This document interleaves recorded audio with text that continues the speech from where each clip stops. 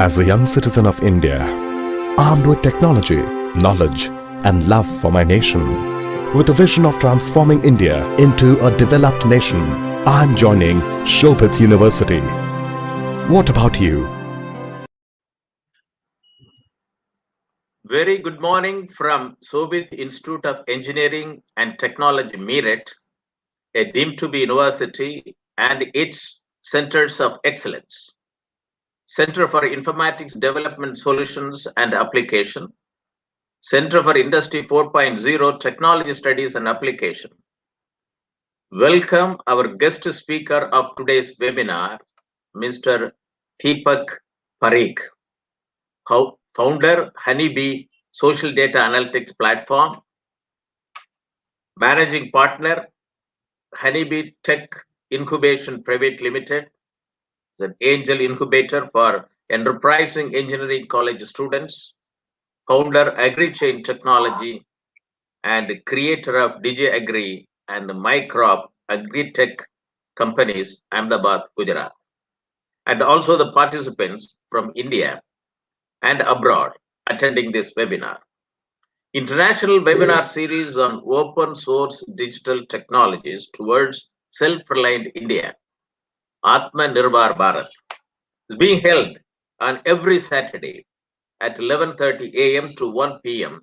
Indian Standard Time. Today, 30th January 2021, our Martyrs Day.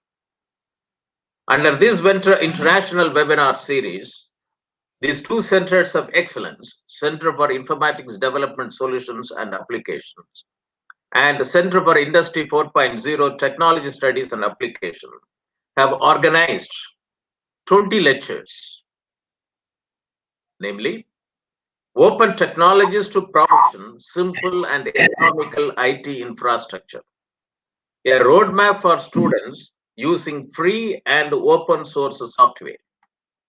Open source software and industrial IoT for SMEs. Free and open source software, adoption and business models. Open data platform for smart digital government.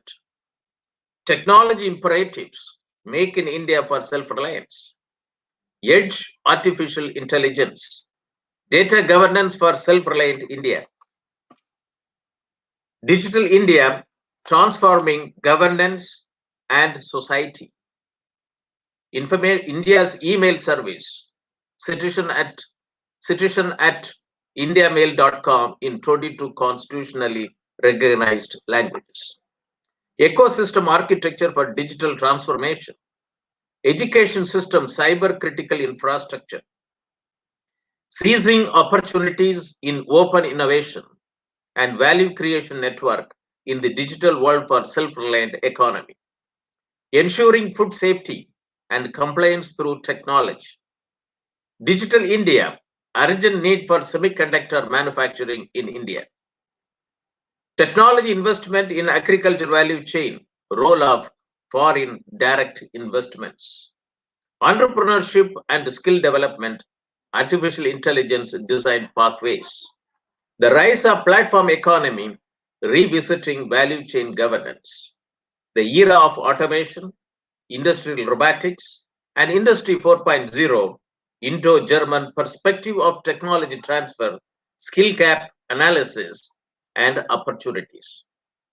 Role of artificial intelligence in healthcare, current developments in diagnosis and vaccine research.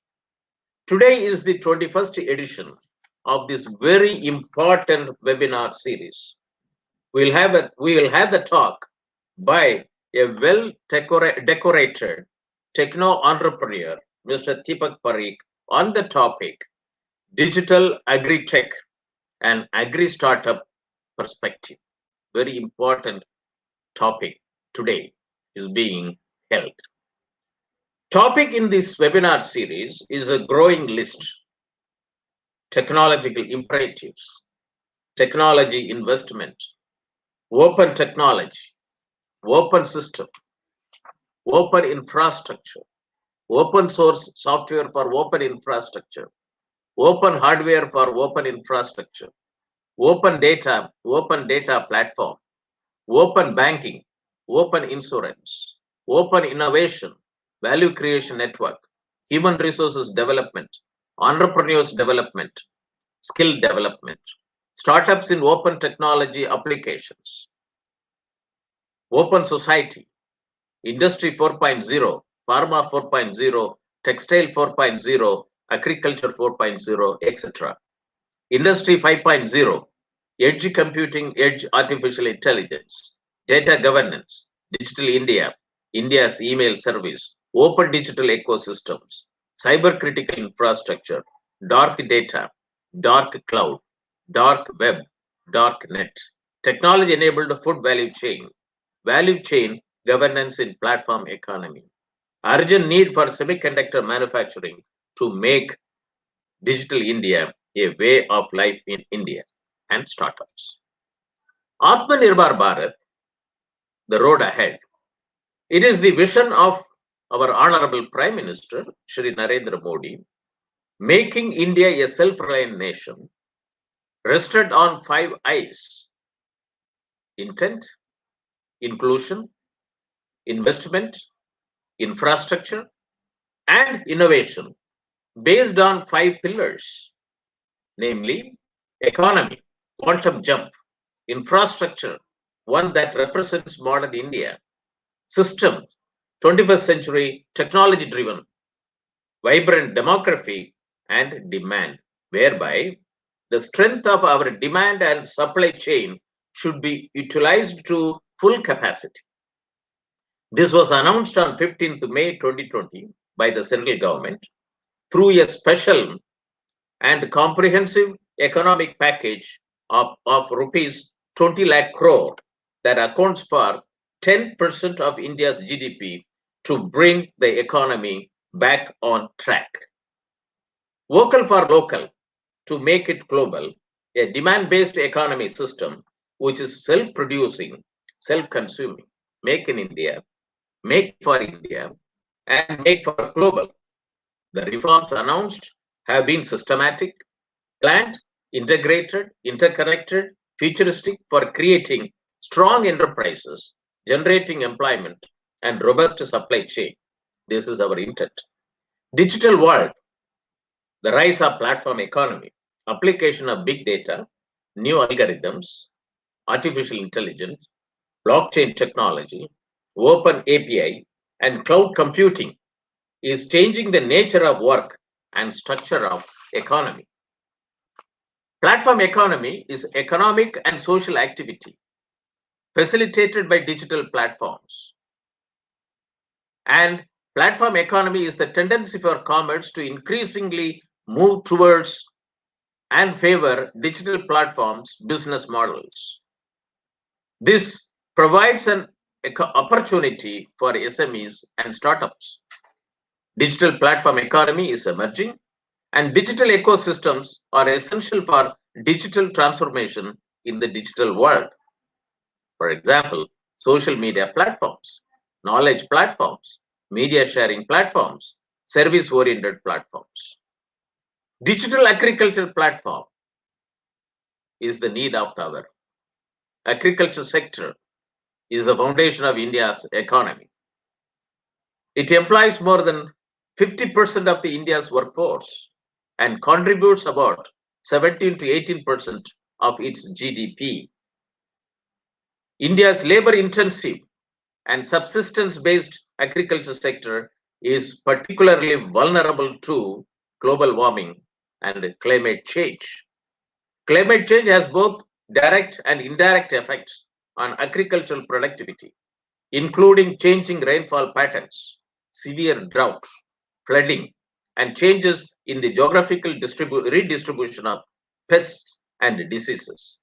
Indian farming community comprises of about 14 crore farmers, of which 85% of the farmers have small and marginal operational holdings. Farmer needs timely, location-specific, and personalized information for effective control on their production, risks, and then market their produce to identified market opportunities. Many national level programs Digital India 2015, Make in India 2015, Skill India 2015, Startup India 2015, and Stand Up India 2015 have faced operational difficulties for its impact at farm level and farmer level, and that too at small and marginal farmers. Step towards India's agricultural reforms. One is the formation of Doubling Farmers' Income by 2022 Committee Task Force, which has submitted its report during 2018, which has got two important reports. One is ICT-enabled agriculture services, digitalization of agriculture, and Farm Extension 4.0. These components were deliberated in the Doubling Farmers' Income by 2022 report 2018.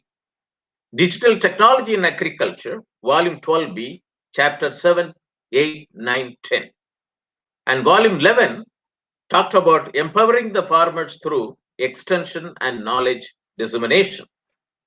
In the Volume 12B, which has recommended strategic use of digital technology in farming system lifecycle through 7 mission mode programs: digitalized agriculture, smart irrigated farming, smart rainfed farming, and smart tribal farming, to facilitate digital technology and innovation in agriculture by synergizing Digital India, Make in India, Skill India, Startup India programs for transformational reforms in agriculture sector. 3 important, digitalization of agriculture through smart irrigated farming, smart rainfed farming, and smart tribal farming. Second mission mode project is that digitalized agromet advisories and agricultural risk management solutions at farm level and farmer level. Third, digitalized agricultural resources information system and micro level planning for achieving smart village and smart farming. Fourth is digitalized value chain for about 400 agricultural commodities. Fifth is digitalized access to inputs, technology, knowledge, skill, agricultural finance, credit, marketing, and agribusiness management to farmers.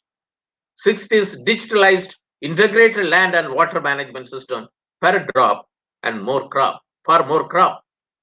And seventh is very important, is digitalized farm health management for reduction of farmers' loss through plant health, animal health, soil health, water health, and fishery health.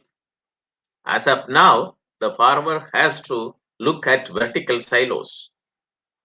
And there are 3 farm laws acts enacted during 2020. Farmers Produce Trade and Commerce Promotion and Facilitation Act, Farmers Empowerment and Protection Agreement on Price Assurance and Farm Services Act, and Essential Commodity Act. This will facilitate farmers' income increase. Now, agricultural informatics is facilitating human resources development to bridge the development gaps. Agriculture systems, research systems, input systems, production systems, and output systems built in with effective ICT-enabled information systems is capable of delivering services in Indian local languages for enhancing agricultural production and productivity and income rise, decision making, planning, monitoring, and intervention in the interest of all stakeholders. Agricultural informatics emerges as a discipline out of synergization between computer science and technology and agricultural science and technology. Indian agricultural education system produces about 25,000 in number of graduates from about 400 agriculture colleges. They have the bigger role to play in realizing agricultural informatics to the farming community in the languages known to them. ICT in agriculture is gaining momentum throughout the world. There is a huge demand for agriculture graduates with ICT skills and profound informatics knowledge to leverage a mix of emerging and existing technologies for effective and inexpensive ICT penetration in agricultural development. It requires about 1 lakh agricultural graduates ready through agricultural informatics for undertaking S&D based agriculture development and regenerating and ushering in agriculture dynamism in the country by 2025. The country needs about 1 lakh agriculture graduates trained in the area of agricultural informatics. The fourth industrial revolution, Industry 4.0, is the ongoing automation of traditional manufacturing and industrial practices using modern smart technology. The key technologies are grouped as A, B, C, D, E. A, artificial intelligence, analytics and operations research. B, blockchain. C, cloud, IoT and 5G communication. D, big data. And E, ecosystems. Today is Industry 4.0 and tomorrow is Industry 5.0.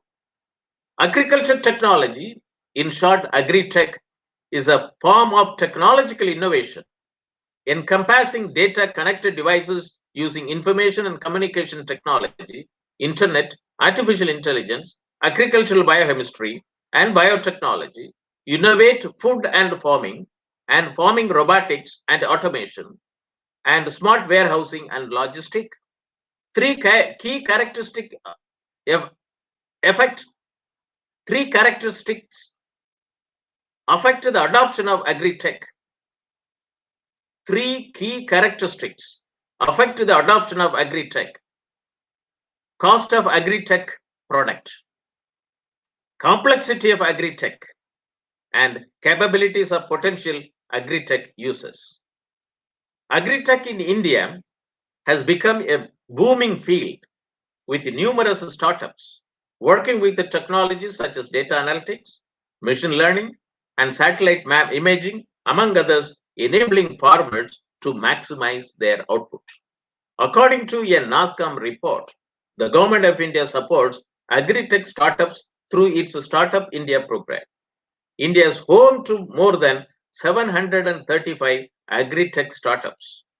AgriTech startups are a ray of hope for the Indian agriculture sector that has the potential to change the face of Indian agricultural sector.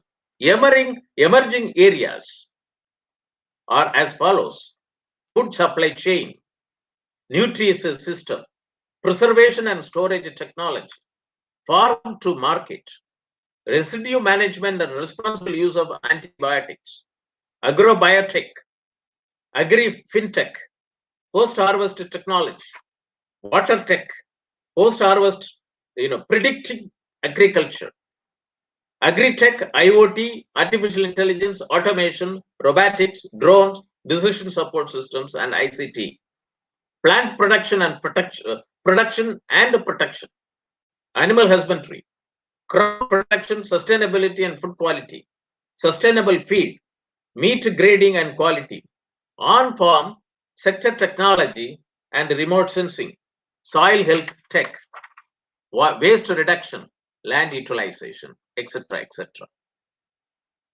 AgriTech startups are solving some of the most critical and challenging problems of the sector, including supply chain inefficiencies, weak market linkages, information and data gaps, dependable access to inputs and financing.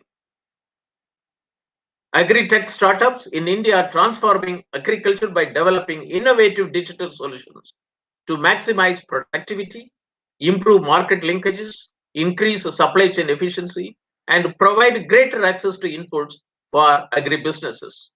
Farmer as a consumer and as a producer is now being empowered by access to information, access to inputs, access to farm-to-farm fork linkages, and access to financing support. Indian agri-tech startups have been brought in to solve the challenges of agriculture and food production.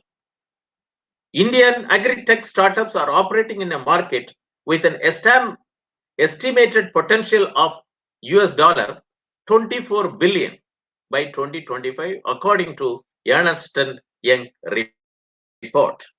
Indian AgriTech startups are operating in a market with an estimated potential of $24 billion by 2025. AgriTech is mainly driving India's next green transformation. Various new startups are taking agriculture by storm as they aid development with new technology improved methods. The stakeholders are accelerator, incubator, investor, mentor, and innovator. Challenges of agri ecosystems in India: low landholding size of farm, return for the investors, talent retention by agri-tech startups, long gestation period for return on investment, technology affordability for farmer producer, skill adaptability by farmer producer, acquisition of agri-tech startups. These are all some of the challenges. And opportunities through primary agriculture credit societies. India has got about something like 1 lakh primary agriculture credit societies, which has more than 500 members of farmer producers. NABARD spent about 2,000 crores for computerization of primary agriculture credit society to ensure cooperatives benefited through digital technology. Ministry of Agriculture and Farmer Welfare is facilitating agri-tech startups through their RABI, Rashtriya Krishi Vikas Yojana, Raftar Agribusiness Incubators program. Agri-biotech poised to start a new green revolution.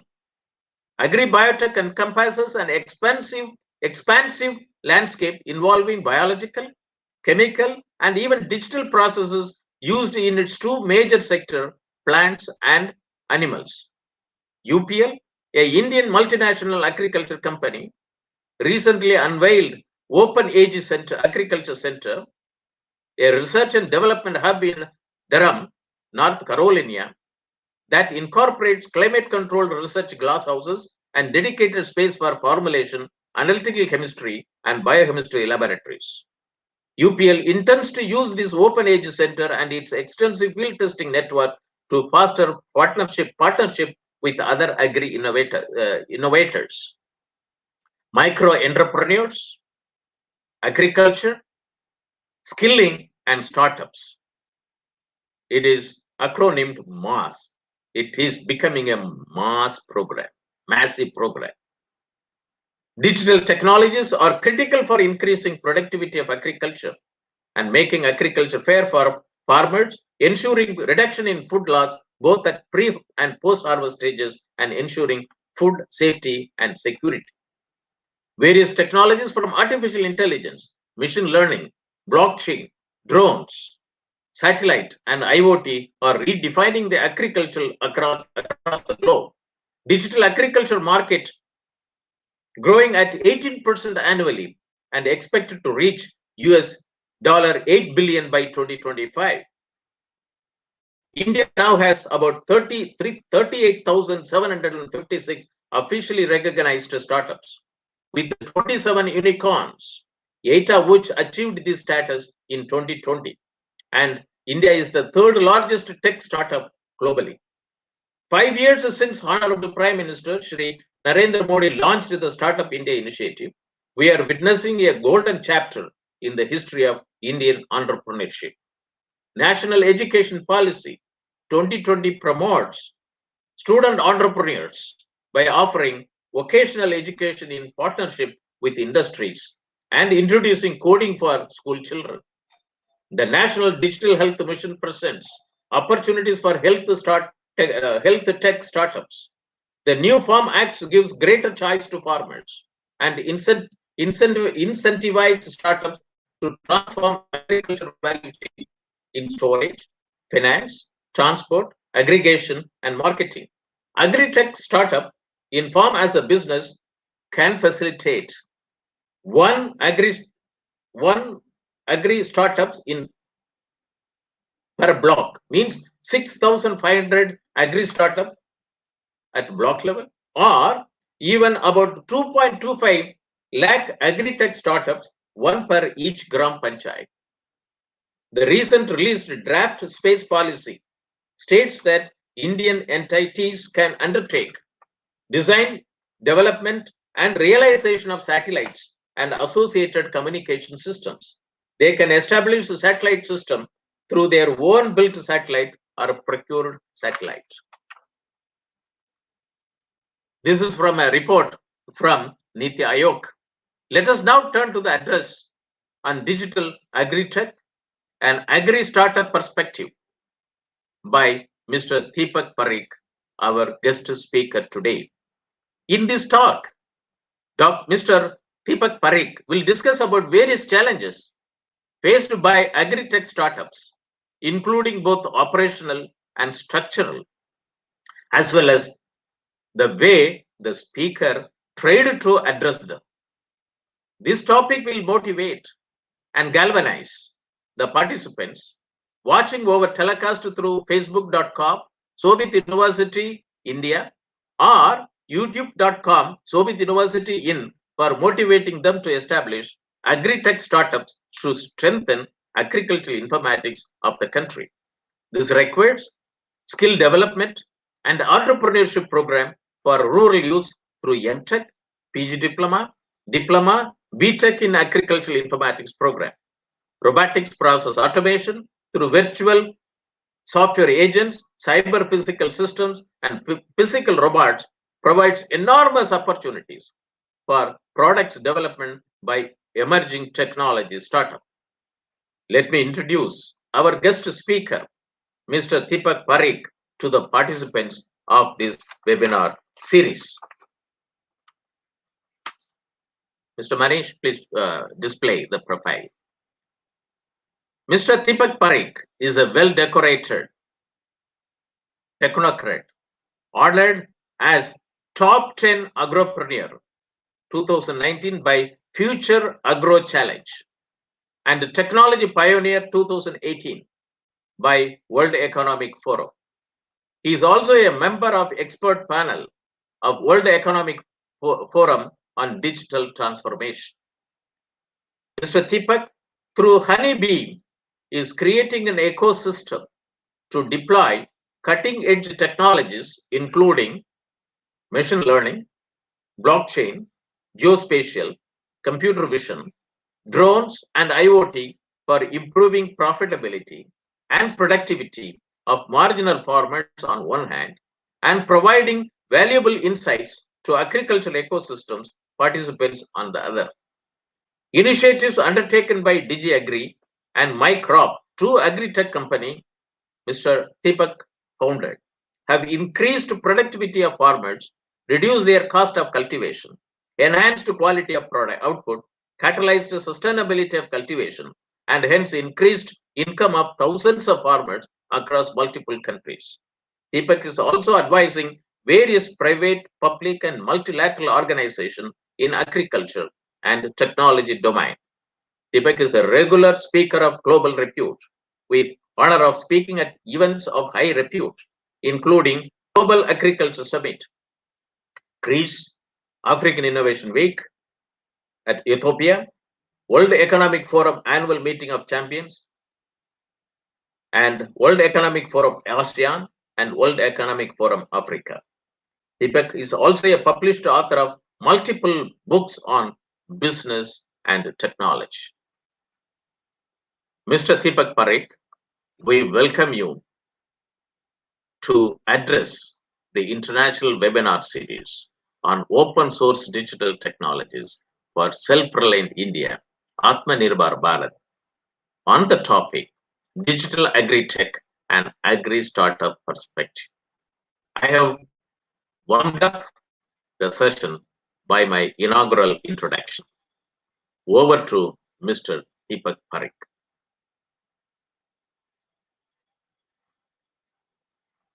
Please unmute. Yeah, I'm so sorry. This actually, when Professor Moni speaks, like it's very difficult to think about anything else. We are just focused on what he's speaking. So thanks a lot for Shobit University and Indian Education Network for inviting me. And it's always a privilege to be sharing the screen with Professor Moni. I'm having huge regards for him. I would say that he's uh, one of the motivators, influencer in my journey in agriculture for over 5 years. Before that, I was not into agriculture domain, but definitely in technology domain. But my understanding, my learning in agriculture has been, I'll say that in India, we always say that Guru has the very big role in creating or nurturing you. And listening to Professor Moni for half a decade now, right? I would put that my 70 to 80% of learning is because of him. So thank you, sir, for the opportunity. And it's always an honor to have gurus like you.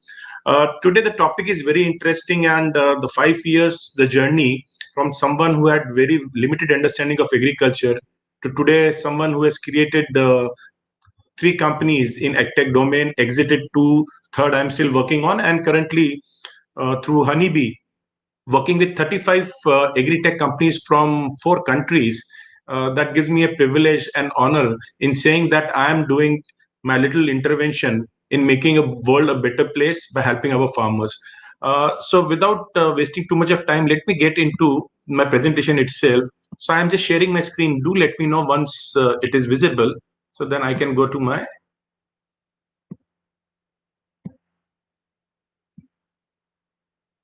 Just let me know if you are able to see the screen, sir.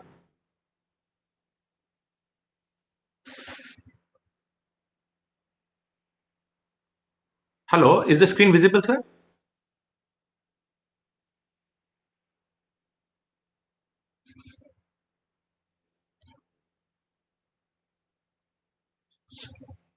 Professor Moni, is the screen visible? No, you open the PPT and then share screen and application domain, application development, and then share.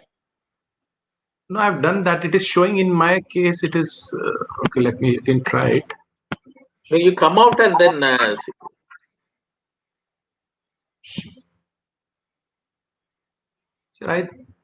So my screen is visible, saying it is on backstage. I'm not very sure what. okay, then you do that. You forward that mail to me. Sir, is it visible now? No.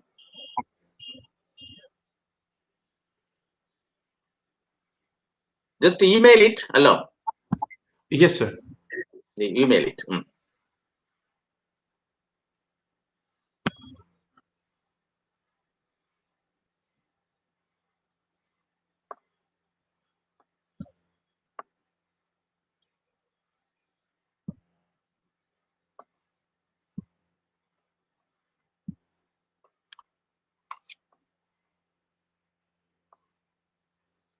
Okay, it's coming.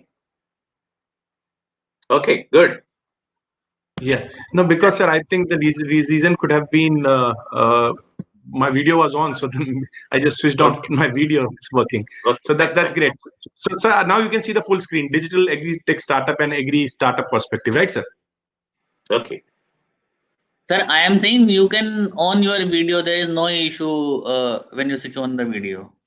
Okay. Okay. But my screen is visible, right? Full screen presentation. Yeah, you switch on your video. Okay. No, it's not coming your video. It's sir. I'll switch on the video as well. Is it coming now, good. sir? Yeah, fine. Very good. Right. So thanks for this opportunity. So before we get into the digital agri-tech space, Professor Moni talked about something which we all are hearing a lot. When we say Industry 4.0, because I am part of World Economic Forum's deliberation, and this was the term which was coined by Professor Schwab in 2015, Industry Revolution 4.0. If we have seen in past, there were 3 industry revolutions. So first one was the steam engine, when we started increasing the productivity of everyone by using the power of steam. Second revolution is typically when the railroads, electricity, those and connectivity through telegraph was initiated, which made movement of people, movement of products, as well as electricity enhancing the productivity came in. Then came the Industry Revolution 3.0, which was driven by the computing. So as the computers were more and more pushed across in multiple organizations, in government, in more activities, we found that the productivity overall of our society increased substantially. Now, Industry 4.0 was basically nothing but a small working group of German scientists who believed that by making machine talk to machines will make life easy. So they came out with 4 basic pillars. One was interconnectivity of different machines. Second, they said that this information need to be transparent, because we don't want to create a society which is actually controlled by very few. So the information transparency is a critical. Third thing they said it is that human beings take decision based on assumptions. With a lot of data available, can the technology assist in decision making? So that was typically the third pillar. And fourth pillar, which is very critical today, is when we talked about decentralization. The belief of that a central system to direct everyone doesn't work, because we live in a very dynamic society. So Professor Schwab, when he came out with this Industry 4.0, he changed the way the people started seeing the adoption of technology in different sectors, and definitely in agriculture as well, as we are seeing today. And Professor Moni talked about a lot of AgTech startups in India working to solve the challenges, decades-old challenges of agriculture. So let us first of all understand what we'll be talking today. I'll talk for a few minutes about what HnyB is doing, so that will give you a little bit perspective, which also covers my activities. Then we talk about breaking the ice in agriculture, typically digital transformation, what it is all about. We go a little bit in depth about the agriculture, though all of you would have some understanding of agriculture, and Professor Moni talked about challenges faced by India, but I still would try to touch few points which are relevant to technology and its implementation and scalability. Then we talk about technology megatrend. A few of those terms have already been covered by Professor Moni. We will delve a little bit deeper.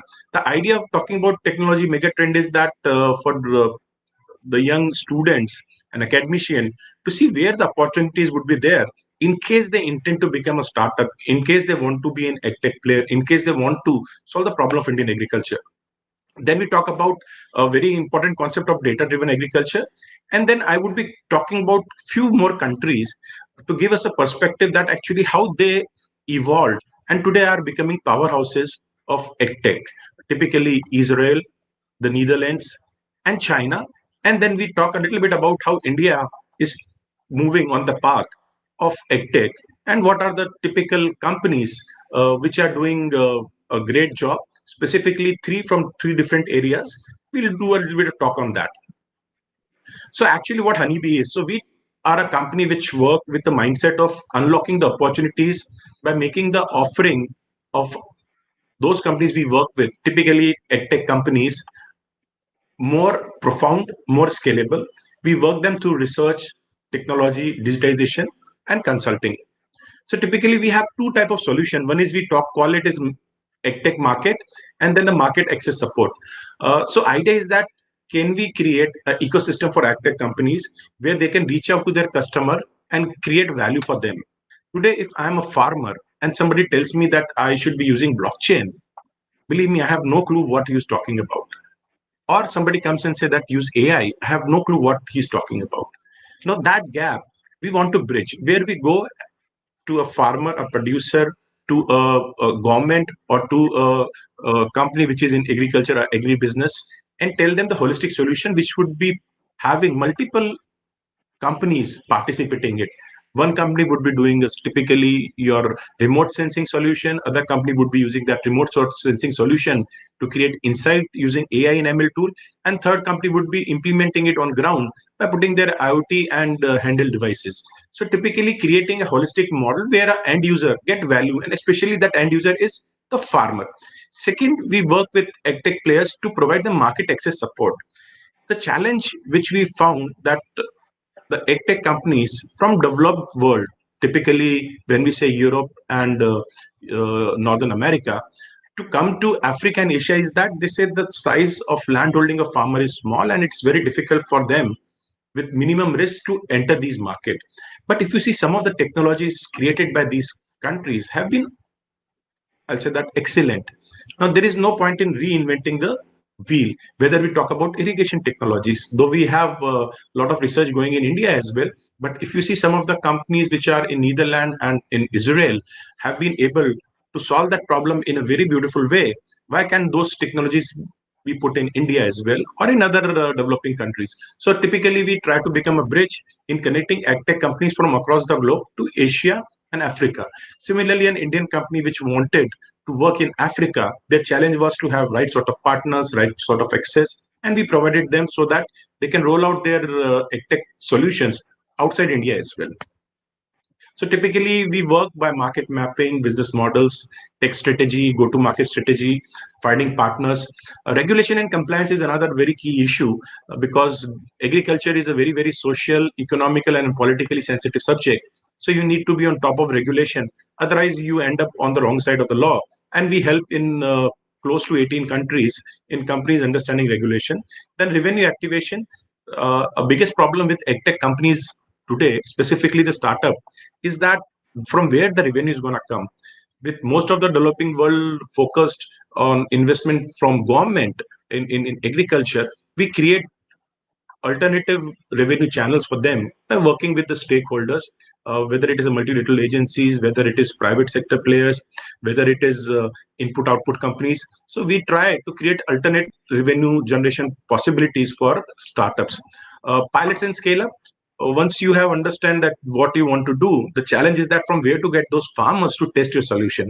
And that is a huge cost for any tech companies. Any new market you go, you want to test your product, because not just you, your customer would also want you to have a tested product. Then only they don't want to be the guinea pig for you, right? And this is where actually we help with our access to a lot of farmlands, a lot of farmers across multiple countries. We help in piloting and scaling up of the technology solutions. Then the growth hacking. Once you have been able to enter a market, then how to leverage that market to scale up. And finally, organization building, where we strongly believe that you cannot just copy paste from one country to another your solution and your team. So how to build in different geographies organization. So typically this is how we work.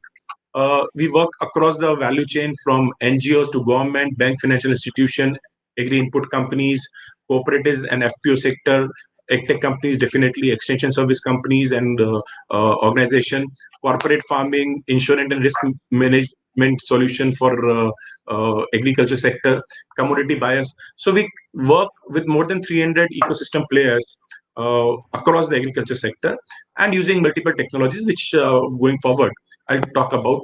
Our motto is very simple, actually: more crop per drop, per dollar, and per acre. And anything which falls in this domain, we would love to work on. So countries which we work in, typically in Africa, we have access to Ghana, Ethiopia, Egypt, Madagascar, Kenya, South Africa, Zambia, Angola, Mozambique, and Nigeria. And in Asia, we have worked in India, Bangladesh, Nepal, Thailand, Vietnam, Indonesia, Singapore, Sri Lanka, Malaysia, UAE, and Saudi Arabia. And when I have named these countries, these are not where actually, like, we would have made a phone call. This is where actually we have engaged on ground. We had team on ground. We have partners on ground. We have engaged in projects. So we understand these geographies pretty well, and we can work with any tech player across the globe in these economies. Our journey has been interesting. Like, we have got learning with close to 100,000 farmers across the globe, with 300 plus global agriculture businesses. As I was telling you, we have experience of working in 16 countries, insight from 1 million hectares, various stage of commercial agreement engagements in 3 continents, knowledge of 40 plus agroclimatical zone, 50 plus crop value chains, as well as 40 plus agro ecosystem players. So typically, like, this will give you understanding that when the actual experiences brings all the value and insight and knowledge which we have. These are some of the engagements at with different organizations, from UNDP to the Australian Aid, CIDSA, MyCrop, Olam, World Economic Forum, Bayer. These are a truncated list of what we have been able to work with. Leadership. So let me talk a little bit about me. The only reason I got into agriculture was that in 2015 and then 16 starting, I wanted to do something which would have a social impact. And on the newspapers, whether you are reading a newspaper in Nairobi or in Jakarta or in India, you would find some, I'll say that, green shoots of farming distress. When we see that food insecurity and farming distress going together, you can, as an entrepreneur, can see that there is an opportunity. And that was the reason, actually, when I created my first company called MyCrop. MyCrop was focused on ensuring that the farmers are able to have access to right agriculture input which are relevant to their activity. And we worked across in multiple countries, starting from Indonesia, then India, Nepal, Vietnam. And that gave me some, I'll say that, good understanding of how agriculture is so different in different type of countries. And then I was also recognized by National University of Singapore, including then the World Economic Forum, then NASCOM. So all the work was appreciated, and I exited that company towards the end of 2018 to a bigger company, which is called VCS, which was focused on value chains in agri input as well as agri output, and with other streams of business. Then I created this company called DigiAgri, which was focused on, I'll say, climate resilient agriculture. So using different algorithms to see to it that you minimize the use of water and input. So typically in previous company, I was trying to help in the relevant input. This company, I was trying to reduce the usage of input, whether it is water or whether it is fertilizers and pesticides. Currently, DigiAgri is working predominantly focused on arid zones. So we are having office based out of Dubai. So this company is now headquartered in Dubai, and with typically run by a professional team based out of Dubai, with projects from ICBA and other organizations which are government supported organizations in the Middle East. It's also working in Nepal as well as some part of India. DigiAgri also, like, before COVID, I exited as an operational capacity. I still am the largest shareholder in that company, but as far as operations are concerned, it is with the team of professionals who understand those geographies far better than me. And that was then the idea of, like, trying to take HnyB Tech-Incubation, which was typically an angel investor, to a full-fledged company to support AgTech companies to scale up. And that is what we are all about when we talk about HnyB. So now let's first of all understand, when we say digital agriculture, what is the digital transformation itself? Because it's very easy for us to, like, get into, let's use digital technology and do something about it. So rather than going very deep into each of this definition, we have to understand that typically ICT, when it start having economic societal impact on your activities, right, then it is what is called digital transformation.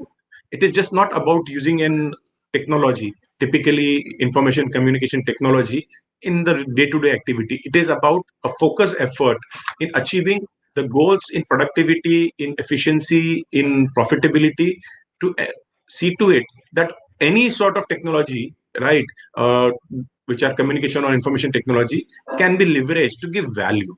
So it is not just a digital technology. It is not about just simple digitization. It is about a holistic approach. The theme has to that it should have impact on a business or on a society, and that is what is very, very critical.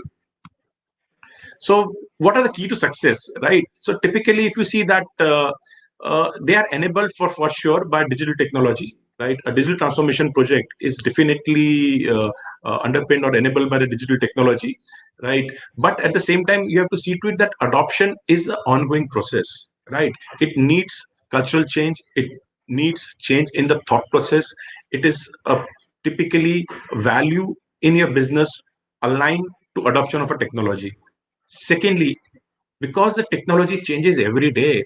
5 years back or 6 years back, when we were talking about artificial intelligence, it was very limited to specific type of tools and activities, right? We used to be very happy if Facebook was able to identify that I am Deepak Pareek in an image which was very similar to my profile image.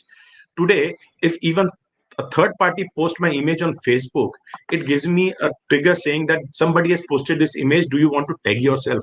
So we have evolved a lot when it comes to technology, and technology changes with every passing moment, right? But at the same time, we have to also understand the business models are also evolving. There was a lot of hue and cry when suddenly WhatsApp changed their business model.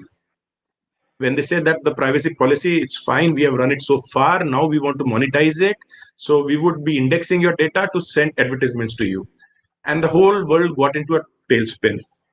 So we have to understand that digitization is just not about technology. It is about updating yourself with new technologies. It is about updating your business models with the way the world moves. We also got an example very recently where Twitter suddenly said that they don't like the tweets being put by their president.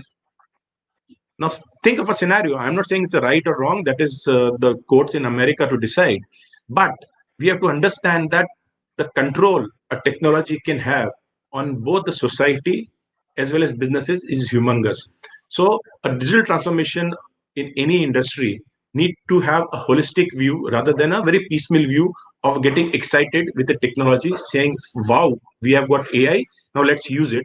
No, you have to think very holistic because the world has changed and technology world for sure has changed. Now let's understand digital transformation in agriculture, right? So if you see, it's just not about technology. It impacts a society at large. Agriculture is just not about a business. It is about livelihoods. So I can always say that let's get all the farmers out of agriculture and let's put drones, machines, and commercialize agriculture to ensure we have sufficient food. Now, where you will be going to be put these 1 million farmers across the world? Because agriculture is their livelihood. So the approach of digitization has to be, you have to have a skill enhancement, you have to have process innovation, you have to have business model innovation, and it's very important, you have to work in a collaborative way, creating networks. Now these can be the network within the producers, ecosystem players, and the policymaker, or it can be within the businesses association where they can leverage each other's capability to create more value to the farmers. But at the same time, we might finally decide that yes, the number of farmers on our fields is far more than what is required. Can we move them out? So all these things become a part of digital transformation strategy, whether it is for an organization or whether it is for a country or whether it is for the world. And agriculture, as I was as just mentioned you, is very different than any other industry, and we have far more moving pieces than in other industry. Now let's think from the perspective of a young entrepreneur, right? If you see that the farm is becoming like, typically in 21st century farm, it is reality that we are growing with a very, very high speed. Today, $5 trillion is the agriculture economy and $12 trillion is agribusiness industry globally. Now that's a huge when it comes to numbers. Any entrepreneur should get excited to get into agriculture sector for a very simple reason that you're talking about a huge possibility, a huge market. Second, the COVID has told us one very simple lesson that you can survive with everything except food and internet. Now that's what connects agriculture and technology. One is food, another is internet is technology, right? Secondly, if you see that the only sector which has grown during COVID is actually agriculture.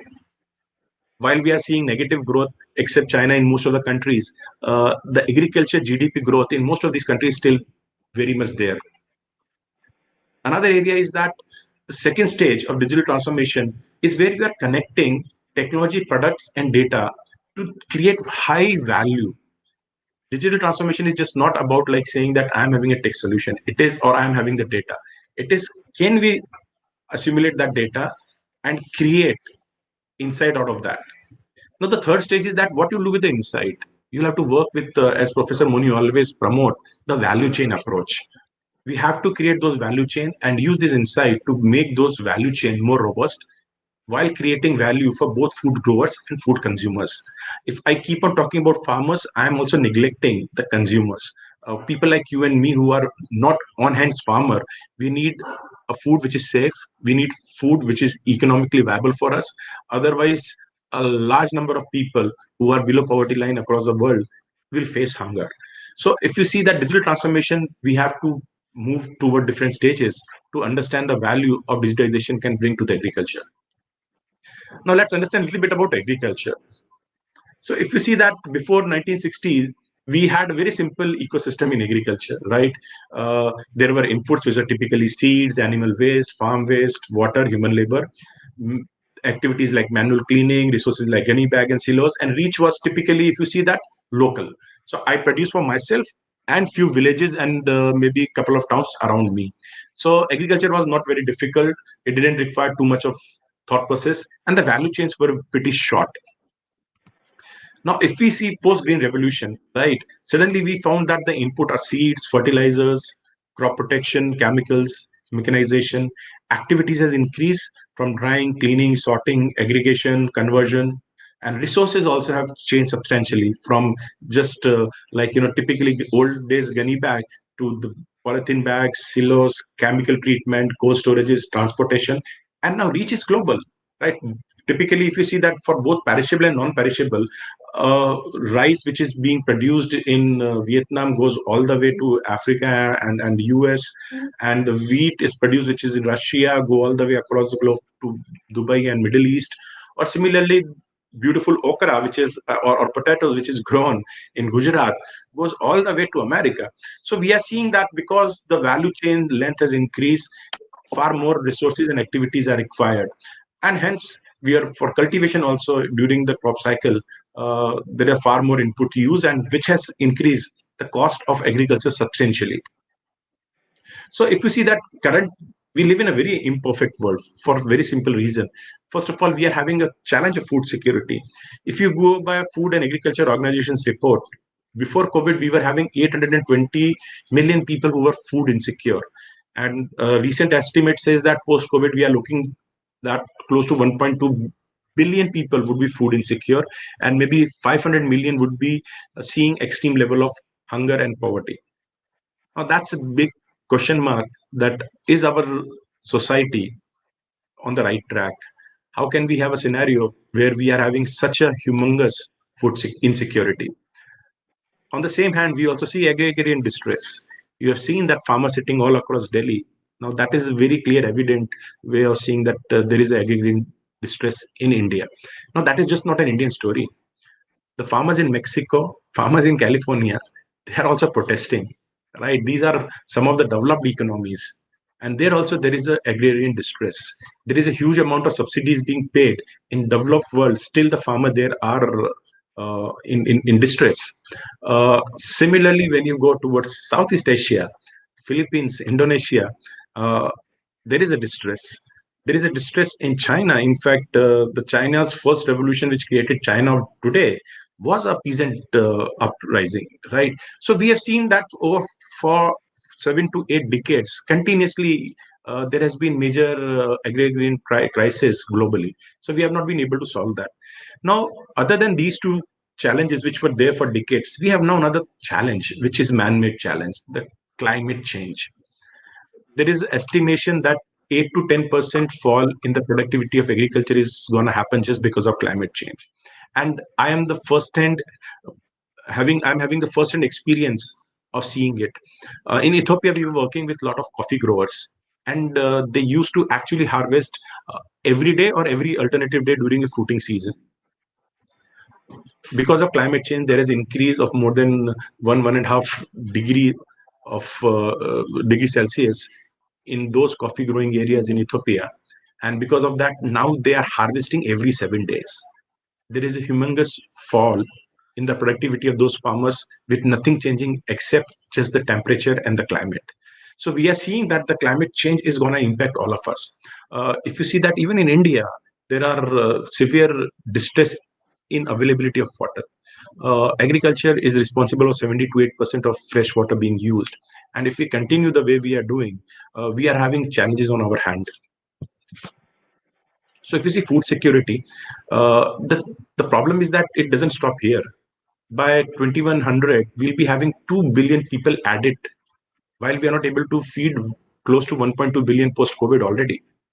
In this scenario, right, the writing is on the wall. If we don't change things now, we would be in scenario, then actually we'll have a severe hunger crisis. We will have the challenges of not being able to feed everyone. Similarly, climate change, if you see that the key driver behind world becoming less habitable would be definitely unsustainable agriculture. because agriculture produces maximum amount of greenhouse gases. The way we are cultivating our sugarcane and rice, it is producing huge amount of methane, and that is leading to the impact on climate. If we just not change the way we are doing the cultivation, we are having to inherit the next generation far worse climate than what we inherited. And agri in distress is like, it's, believe me, like, everybody who have been reading newspaper knows about those challenges. I'm not going to go deep into it. Now, how do we can tackle these challenges? So it's very simple: produce more food with less land, less water, fewer resources, and this will also make farmers, typically smallholder farmers, more profitable, right? But easier said than done, actually. Like, if you see that 1.8 billion smallholder farmers directly or indirectly connected to agriculture, and who cultivate close to 500 million farms, I'm seeing that they're having four challenges. One is insight vacuum. Now, what is insight vacuum? That there is a lot of information which make us believe that farmer have a lot of information, but if you tell a farmer that what he needs to do tomorrow, believe me, he still will be depending on what he has been doing for 20-25 years. The modern information in form of insight doesn't reaches him. So what we need to do is that tell a farmer in a real-time basis what he needs to do tomorrow, rather than telling him that this is the temperature today, this is the precipitation level, the satellite-based imagery is showing red, so that's an alarm. So all those things doesn't work for him. We have to tell him in his language what he needs to do tomorrow. Second, as I've explained to you, because the inputs have increased, the cost of cultivation has gone up substantially. In fact, depending on which research report you pick up, from 200% to 400% in past 8 years is what is being said, that actually that is the increase in cost of cultivation. Then the high risk and access to finance. So you'll be surprised that actually, like, and again, FAO and the World Food Program has suggested that the access to credit can enhance productivity enormously by at least 8 to 18%, depending on the crop you're picking. And access to the finance has been a big challenge in developing world, including India. And second challenge is that access to risk mitigation tool. While we have been talking a lot positively about the Pradhan Mantri Fasal Bima Yojana and all that, but if you go on ground, the impact has been minuscule, right? Still, the coverage is pretty low, and those who are covered, they don't get access to the claims at the right time. And this is not just the problem with India; it is problem across the globe, because still the models of risk mitigation for farmers, except Indonesia, where I found it to be very, very effective, I have not seen the world taking care of this problem, because the risk is not just about climate. Risk is about the price. Risk is about the availability of inputs. Risk is about the pandemics, which, for example, we see COVID, right, where there was a lockdown, the movement of food product was restricted. So all those risk actually, unfortunately, unlike other industry, is not covered very well in agriculture. And finally, the low realization from the sales. Farmers, their cost of cultivation plus whatever activities they are putting, when they go and sell their product, they find that actually they are not getting the right prices which they should be getting. So, like, there are the gaps. Let me move a little bit faster because of lack of time. So if you see that actually what we need today we need a truly sustainable agri-food system which is data driven. It should be insightful rather than information centric. It should be scalable, because something which just work in a few hundred hectares or a few specific type of farmers is not going to work for the agriculture ecosystem. It has to be holistic, covering not just one aspect of the problem, but complete solution. It should be distributed. It should be self-learning. It should be transparent. It should be real time. I don't want that actually, like, I get a weather report telling me what is going to happen in 3 months, and after 3 months telling me that, sorry, we were erroneous, right? I need to know actually what's going to happen on a real-time basis.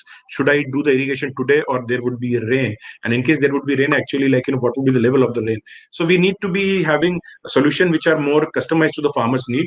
It has to be collaborative, and it has to be profitable for everyone. We don't want a scenario where the AgTech in developing world becomes sustenance driven, just like our farmers. So we have to create more profitable models rather than the current quote unquote investment driven model, where the only news we read is that somebody has raised $1 million or $50 million. That shows that actually, like, even after 10 years, 15 years, 20 years, our ecosystem is not capable enough to create profit making companies. And in long run, until unless Indian AgTech companies focus on being profitable in 2 to 3 years, writing is on the wall, a lot of them will not be able to even survive. So there are challenges in agriculture. I'll skip that. So let's understand, like, the today's farming. So, like, the presently we are having a confused farmer, where actually we are talking about drones, blockchain, AI, ML, all sort of things, and he doesn't know how to use it. In future, I see the best model which will evolve would be a model of farming service model, where you give to a farmer a single access to what he needs to do in a real-time basis, based on whether you are using weather stations or Doppler weather forecast or plant sensors or UAV. So all extraordinary modern technologies, right, is delivered as a single solution to the farmer. That is what I believe is the future of agriculture would be.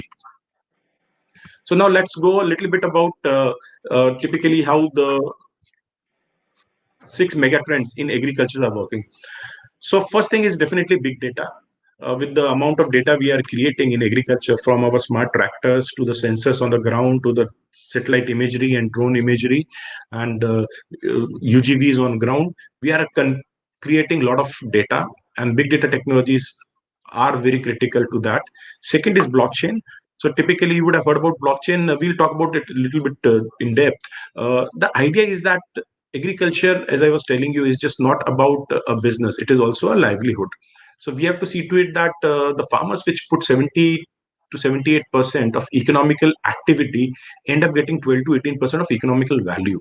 Now that creates a very unfair system. So the system itself is unfair. Now to solve that problem, what you can do is you can make the whole value chain transparent. So from the farm gate going to your plate, there should be transparency. And there blockchain plays a very vital role, because you can create the ledgers of transaction which are non-corruptible, non-interferable, and based on the access can be made completely transparent. Hence, blockchain would play a very vital role when it comes to the fair trade. And similarly for traceability and other aspect. Then the drones, for sure, drones are eye in the sky or UVGs. So typically you are talking about unmanned ground vehicles, and these are those actually who try to reduce the load on the farmers by automating a part of agriculture which is not safe for the farmers, whether we are talking about spraying of insecticide, whether we are talking about the weeding, because you have to bend a lot and that can create a long-term impact on farmers. So those activities can be taken care by the ground vehicles. Then AI and ML. AI and ML typically touches every other technology. So it is based on big data. It is very critical when it take transaction information from blockchain. Similarly, it drives how the drones and ground vehicle works. Similarly, a lot of information in AI and ML tools also go from Internet of the Things, and they are on cloud computing. So if you see AI and ML, actually they touches all the other 5 megatrends. Another megatrend is definitely cloud computing. We have seen the cost of managing agriculture data has substantially reduced because of cloud computing, because you can have demand or I'll say that need-driven availability of computing resources. That's a very powerful tool. And finally, Internet of Things. So when we say Internet of Things, actually it is nothing new. It is typically, in old days, we used to talk about sensors. And when you connect those sensors with Internet and push that data in a system which is more efficient in processing that data, you call it typically IoT. So in the same chip, if you are having communication and sensor and a processor, then actually it is IoT. And all the 3 things were existing previously also, but they were on a different chip. So like, Internet of Things is very critical for agriculture, because that gives you the, I'll say, the right understanding of what's happening on the ground. So whether it is soil sensors, whether it is ambient temperature sensors, whether it is weather station, or now more evolved plant health sensors, whereby seeing how the sap, how the color of the plant is, we are able to take a lot of calls about whether to irrigate, not to irrigate, fertigate, not to fertigate, or whether the stress is there in the plant or not. So all these 6 mega trends, I believe, is going to impact agriculture in a big way. And we generally say that actually, oh, fine, these technologies are for the large farmers, or these technologies are for corporates, or these technologies only for typically like, pre-harvest activities. That's a wrong way of doing that or thinking about it. These technologies are going to impact every ecosystem players in agriculture, whether it is banks to help them in giving better credit, cleaner credit to the farmers, microfinance to understand how much they can leverage the farmers, to insurance company who can understand whether claim which is coming to them is factual or not factual, logistic company to plan their movement in a better way, NGOs to benchmark their activities in a far more scientific manner than what they have been doing through typically big consulting companies saying that it is good or bad, right? Extension service provider, because they'll have access to far more insight on their handset than they are having in thousands of books. So if you see that whether it is ancillary service provider, food companies or input companies, every value chain will get transformed because of the new technologies. So let's talk about a little bit about data driven agriculture. So if you see, I don't need to tell you that we are producing far more data today than what we were producing few years back. Today, even when we are talking, we are consuming and producing humongous amount of data in form of video images, right? So this video is already we would have created terabytes of data, because if 100 people are seeing 2 mbps or 3 mbps of streaming, we've already created that humongous amount of data. On top of that, we are also creating contextual information that Deepak is speaking while Professor Moni and 500 more people are seeing it is on YouTube or Facebook or through smart grid. So you see that we are creating huge amount of data, far more, right, than what we were doing in past. So typically, if you see that the growth of data from 2010 to 2020, so 2020 is 50x, right? And more we move forward, you'll find that we end up getting into stage where every passing year we'll produce 99% of the data produced in previous years, right? So currently we see that 90% of world data is created in last 2 years. You'll see that 99% of the world's data was created in last 1 year. That is what we'll be reaching at by 2050. So that need a clear thinking about how the data would be leveraged. There is a lot of jargon saying that data is new oil. I read a lot of great people talking about that line. Being someone who's from agriculture, I believe data is new soil, because oil you use it once and it is over, right? It goes in form of your exhaust gases and it is lost. Soil, the more seed you sow, the better or new type of crops you get. Similarly, data, same data can be used different by different people for different insight. Farmer can use it to find it crop plan. Insurance company can see to find whether actually the insurance coverage they are giving, what is the premium they should be charging, or a bank can decide whether they should credit or they should give credit to a farmer or not, or input company can completely plan their sales excellence or sales planning based on that data. So data is just, as I said, that's soil. The different seeds you sow and different plant or harvest you'll get. So if you understand big data, it is all about volume, variety, and velocity. And you Google and you'll find that a lot of people talking about that. I have added 2 more V's from my side. I'll just, yeah, where I say value and veracity as well.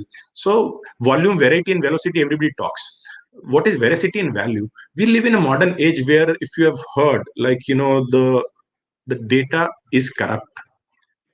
We are having everybody talking about fake news. This is an example that a wrong data can lead to a lot of implication. Similarly, when we talk about any application of big data, veracity of data becomes very important, because on this data, I will be taking a decision. This is just not a data which is now in an Excel sheet, nobody reads about it. It is a data based on which algorithm will process it and take an action. So if the input itself of the data is wrong, then the output would be disastrous. And that is where I believe in big data vocabulary, we have to also add veracity. That means we have to ensure that the quality and veracity of data is there. Fifth thing is the value. While we produce terabytes of data every day, right? Is it going to make any sense if that data is not giving value and it is just in one of the databases, in one of the cloud servers somewhere? So we also understand that we have to make a holistic approach of seeing what data is valuable and then collect that only, right? My personal chat with my wife is no good for anyone to keep and record it, right? It is having no value for anyone else except me. So if it is just there in my mobile phone, that makes sense. But if it is on server of Google or Facebook or WhatsApp, then there is no value, or there should not be any value for them. So this is where actually the veracity and value is very critical whenever you talk about big data. So I don't need to tell you, but big data is a big opportunity, because based on that data, you'll be able to create insight. Those insight can be applied. Those applied insight can lead to a lot of saving of cost, enhancement of profitability, more productivity, more efficiency. So the opportunity is humongous. Let's understand in number of, I'll say that, value terms. So typically the big data market by 2026 is going to be more than $86 billion. Now that is the size of opportunity. Coming to agriculture, uh, when we talk about precision agriculture, that is all based on big data. So we are actually having a lot of satellite drone imagery. We are now having integrated farm management tools, whether it is CropIn or AgriV or Farm Business Network. So they are collecting a lot of information about the farmer. Then we are having the farm machineries, which are, for example, smart tractors, smart harvesters, smart implements, which are again collecting a lot of information and data. Then there are field sensors, whether it is, as I was telling you, like, from soil to temperature to climate to weather stations. And then genetically optimized crop. Genetically optimized crops are very also, like, is already now getting into the mainstream discussions again, because with the new technology of gene editing, it takes care of a lot of the previous negativity with genetic or genetically modified seeds were having in past. Again, that is a debate which is, I'll say that, going on, and that is also again creating a lot of data, a lot of information about the DNA sequencing of different crops is another area where a huge amount of data is being produced in agriculture. Now, idea to talk about is that actually in agriculture also, people always say, a startup comes and say that the challenge is the data. We don't have access to data. How do we test our model? So what I'm saying is that actually it is wrong to assume that there is lack of data in agriculture. Already there is a huge data being produced. Only thing is that we'll have to find the right way of accessing that data. So what this data can be used for? So typically you'll see that for data driven decision making, you are having predominantly three type of data sources. So one is public sources, right? So weather and climate information, you'll find that historic databases are open source, available to the public. And then the soil databases, again, majority of the countries, they publish it. It might not be like, I'll say that, a very updated one, but yes, up to 2007, you'll find for most of the countries there is a soil database available. Crop models, again, it has not changed too much, but again, they are available. So you are having, like, for most of the value chain, crop models. Specifically when we talk about cereals, you are having far better crop models available from institution like ERI or ICR, where those models exist. Market info, now that is another challenge, because market info, unfortunately, in those economies where the digital trade in agriculture is not robust, especially like country like India, we don't have access to too much of market information. But agro input data sheet, again, it's a public source information. Any company publishes their typically the product information on their websites or on their brochures. And the best practices inventories, so whether it's a global, national, or regional. I'll say that global is available. National, there is a little bit of challenge, because not everybody is having the regional or national good agriculture practices. So in some of the crop, India do have local GAP, but in not all the crop. And then farmer information. Now, this is a gray area, because I was told that actually government has collected already for 5 crore farmers a lot of information, which they want to put it in, I'll say that, public domain for AgTech companies to use. Now, those type of the projects are very critical for success of AgTech companies, and I believe it happens. Definitely, that data would be anonymous data without any parameters or field which will give you the names and the location, but it will give you overall contextual information about the demographic, yields, type of land, type of crop. But that is very critical data, which I believe government of India is already working on. Then we are having decision models and evaluators and algorithm, which works I'll say that in semi-open or proprietary manner, whether it is farm models, growth models, and the risk assessment models. So there are both open source as well as they are also available, which are proprietary, depending on which you want to pick and choose. Then there is a proprietary data, which is typically like, the sensor data, which you need to have a hardware to have access to that. So whether it is about soil, weather, or the crop. Similarly, like, the input prices, yield maps, and remote sensing images. Remote sensing images, again, like, if you need really usable images, you have to pay for that.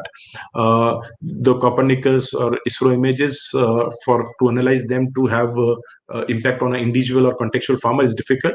Broader pictures definitely you can have on through those satellite imagery, but going to 30 centimeters or less than that is a costly affair, and companies like Planet, they cost a lot. So again, that is, I'll say that usable remote sensing data, except it is drone data, which again you have to pay for the hardware, is not very easily available. So now let's understand that, from information to typically, how do we optimize it? So typically, if you see that what happened was a few years back, so we used to have descriptive analytics, right? So based on the data, somebody will tell you that this happened. Then you have a little bit of, I'd say that, evaluation where you started becoming more smarter with your algorithm. So then we went to why did it happen? So diagnostic analytics. What will happen is where actually currently we are at. So in agriculture, we are at predictive analytics, where we are able to say that this would be the yield. Not always correct, but we are very close, on capabilities here, or what type of pest might be able to attack my crop. So this is where actually we are currently in, and future we have to get into the area where we are doing the prescriptive analytics, right? So to make things happen, can I ensure that I can have 22 metric tons of yield of rice, and whatever is required to be done around that, the algorithm should be able to tell me. So again, I'll say that we are at the middle of the difficulty level and the value level, the sweet spot. From here we can scale up, and that's create a lot of opportunities for everyone. So what are the business cases? Typically supply chain optimization, farm to fork, farm operation management, sales excellence, real-time factor, farmer credit rating, online marketplaces, etc. So now let's do a little bit on AI and ML. So there are different level of intelligence, AI, machine learning, and deep learning. So AI is only when we say that actually is the system mimicking human beings, right?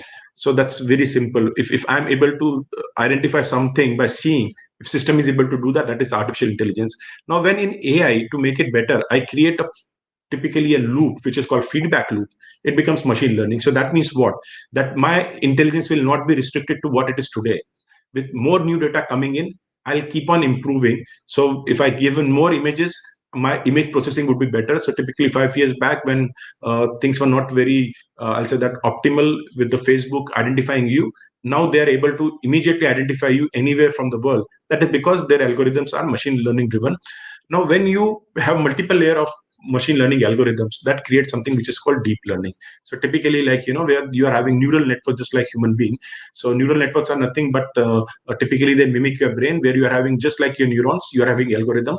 So the input of one is the output of one is actually the input of the other. So you have multiple layers, and depending on those layers, right, you are able to be successful. A Siri is typically at level of, I think, n equal to 21, right, where actually when you talk to Siri or when you talk to Google Assistant, they're able to process what you're saying and give you responses. So there are various different models. I won't get into that. So what are the, again, business cases for AI and ML? So typically crop monitoring, to identify what crop is stress it is going through, is there are challenges. Then detection of pest and soil defects, farm automation. Typically the drones and UGVs all are actually using AI and ML tools to execute their task, whether it is harvesting or whether it is sowing, whether it is weeding. Predictive analytics. So predictive analytics, the whole idea here is that you should be able to predict the yields, you should be able to predict the prices, you should be able to predict the demand, you should be able to predict what would be the typically profitability. If you are able to take care of that, you can optimize the complete agriculture ecosystem, and this is where majority of people currently are working. Then the recommendation engine. So based on whatever actually AI and ML is able to give you as an input, can we tell farmer what he needs to do tomorrow? So typically those recommendation engines are very critical. Then there are various crop growth models, right? So I won't go deep of that. So typically if you see that those type of statistical, mechanistics, deterministic, statistics, and static and dynamic models, please Google it. And if you really want to use AI and ML, right, you would be using one of these models. And then there is actually crop growth models, which are part of the agriculture models. Again, there are various way of doing that. I have found the DSET to be the best. So DSET is nothing but decision support system for agri technology transfer. So here you use weather, soil, cultivar data, input and output cycles. So all those things, a humongous amount of data, close to 200 parameters, goes in creating. DSET model is very common.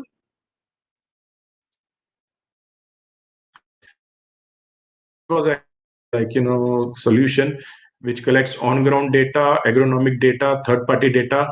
All of that actually goes in the algorithm, creating a custom supply chain operation for input companies,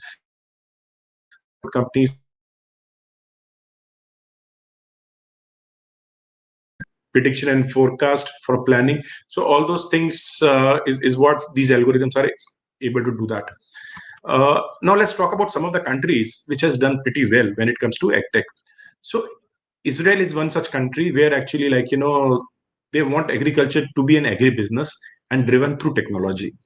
If you tell a farmer in Israel, right, that are you a farmer, he'll say, no, I am an agribusiness. So the mindset is agribusiness. They never see farming as a livelihood but as a business. So overview of Israel is that actually very small country with population of 9.3 million people. 93% of them are urban, 7% rural, 50% is workforce. Per capita GDP $43,000, right? And the overall nominal GDP is $388 billion. Agriculture GDP is close to $9 billion US, which is just 2.3% of the GDP. 15% of agriculture GDP is through exports. Land is very small, and that is the biggest challenge for the Israel, only 0.62 million hectares. And per hectare earning, this is where what is very interesting about Israel is $15,000 US. So the challenges are extreme climate, scarcity of resource, geopolitical issues. Advantages are well-developed agriculture technology ecosystem. So the beauty of Israel is that actually they are having an ecosystem which works flawlessly. So all connected, private sector, public sector, academic institution, producer or called farmers, all working in sync. Another is that the two concept of kibbutz and moshav. So kibbutz and moshav is nothing but actually they're having very well developed village cooperatives and farmer cooperative system, where majority of the lands are tilled by these cooperatives, typically 80% of that, and 20% by the big corporates. So that's is the reason they are able to adopt these technologies, deploy these technology, and scale up these technology. And then government support for R&D in agriculture sector is humongous. You'll be surprised that more than 68% of R&D cost in agriculture in Israel is borne by the government. Private sector plays, I'll say that, minority role there. Unlike the R&D in India, I believe if anybody from the government is listening to me, please invest far more in R&D and right sort of R&D.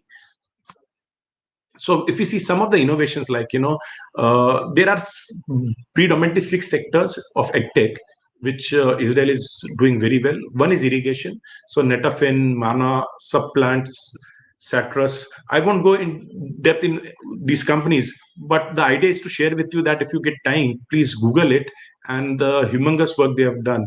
Mana, which use typically remote sensing for irrigation. Netafin, which use typically on-ground micro irrigation solution. Subplant actually works on the plant sap. And Citrus is another company which actually creates a 360-degree view of irrigation requirement. Similarly, companies like AgriTask, Prospera, Terranis, Phytech, and CropX are in digital agriculture. When CropX is about weather sensing, AgriTask is precision agriculture. Terranis is a company which is typically on farm management. Phytech works very closely on the health of the plants. So there are another these are some of the very, very exciting companies in Israel. It is also known for controlled farming. So TAB, Thalia, and Flora Photonica. I would mention Flora Photonica because they have been able to create a lot of patented LED-based solutions, where for different stages of crop growth, they are able to use different frequency or different wavelength of the light to enhance the growth. Similarly, for farm automation, drones, and robotics, there is MetaMotion. MetaMotion is a beautiful harvester solution for different type of crops. These are robots which are able to like do the harvesting. Similarly, FF Robotics and Aerosquat is more of a drone player. Biotech is also very, very also that dominant area of AgTech in Israel.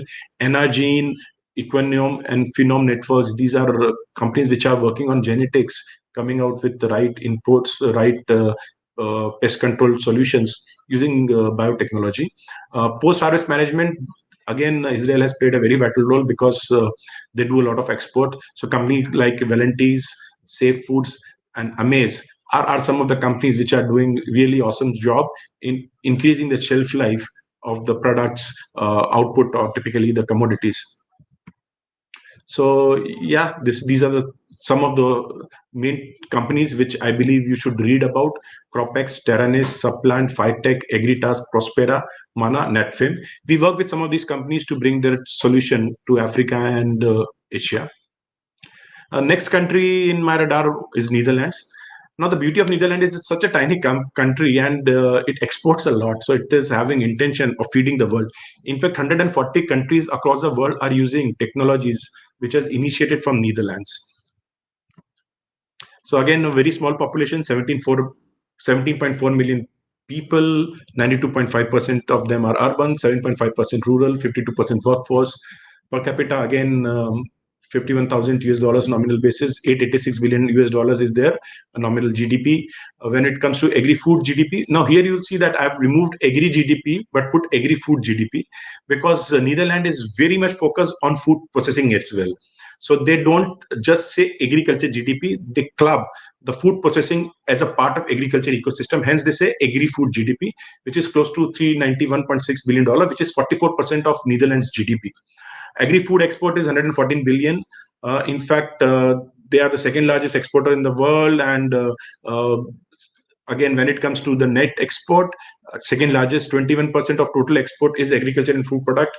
And now when you see a country with 1.8 million hectares under cultivation, this country is the second largest exporter, right? Having agri-food export 3 times of India. So that's what makes Netherlands such a strong player.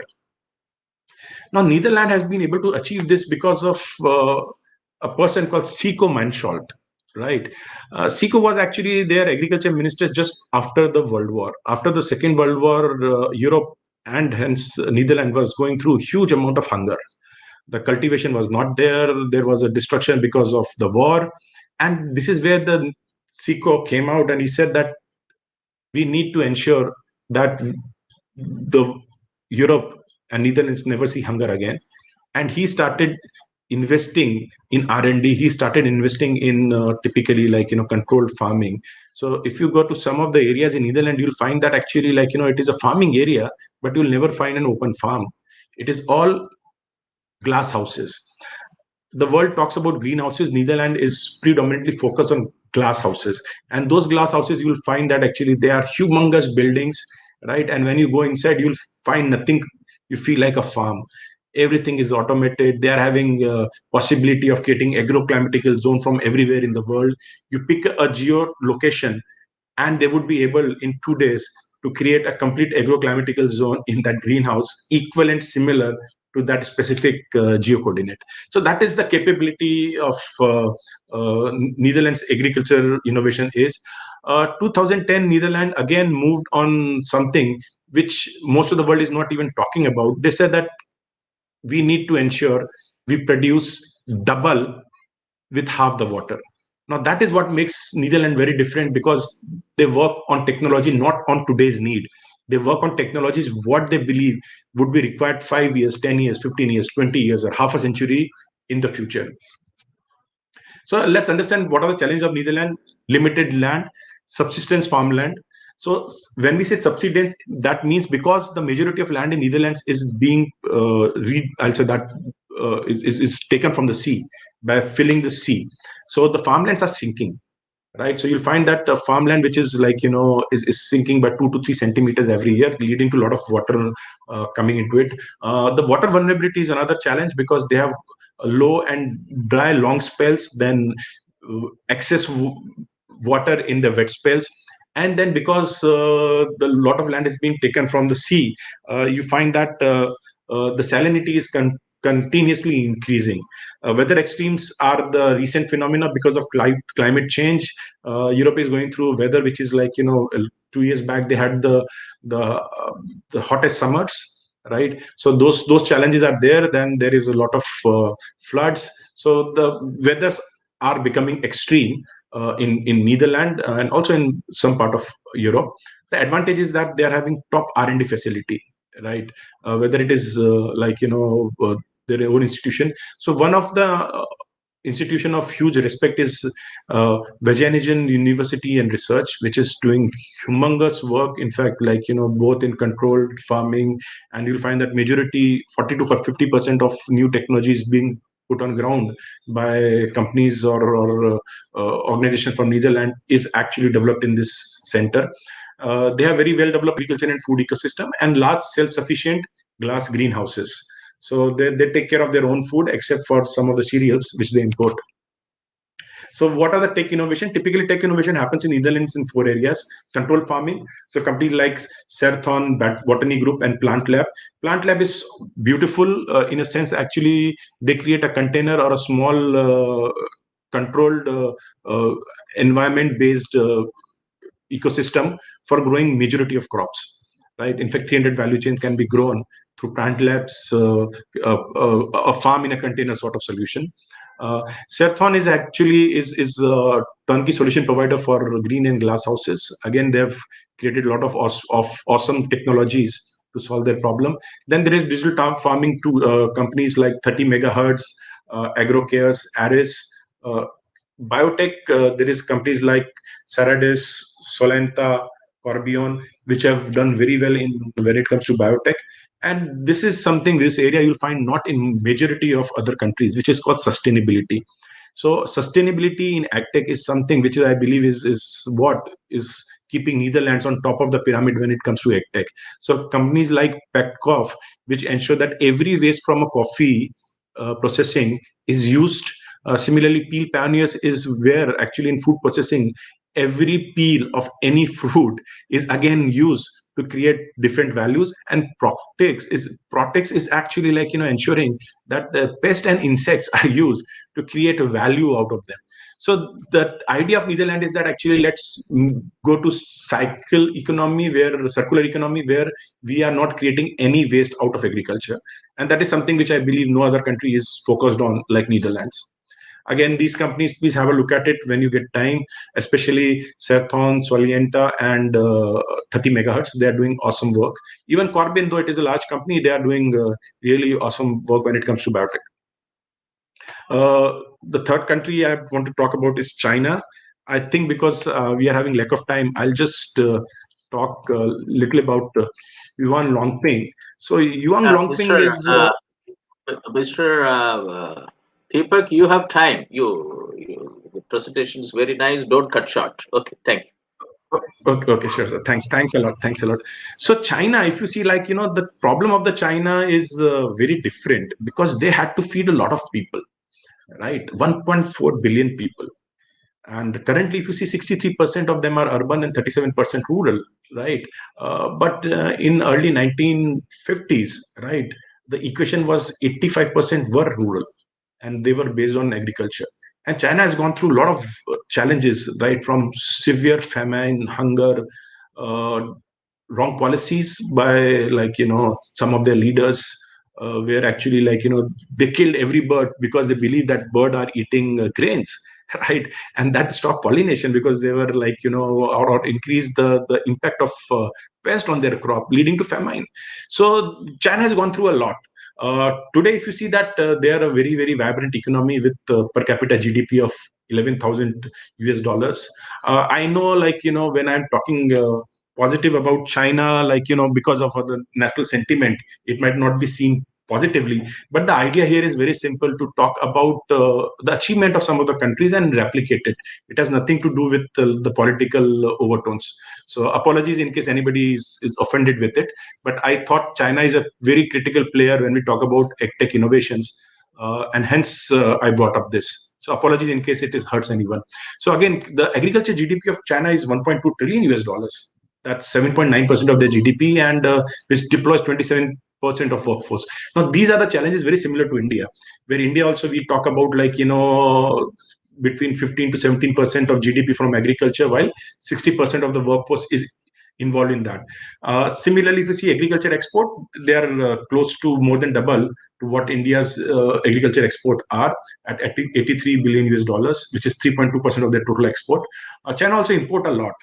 As I was telling you that they're having huge population to feed, so they do import of 185 billion US dollars. Land in agriculture, if you see that China is not, though China is a very huge country, but when it comes to the use of their land in agriculture, it is just 140 million hectares, which is just 14.5% of total land, and out of that 40% is irrigated.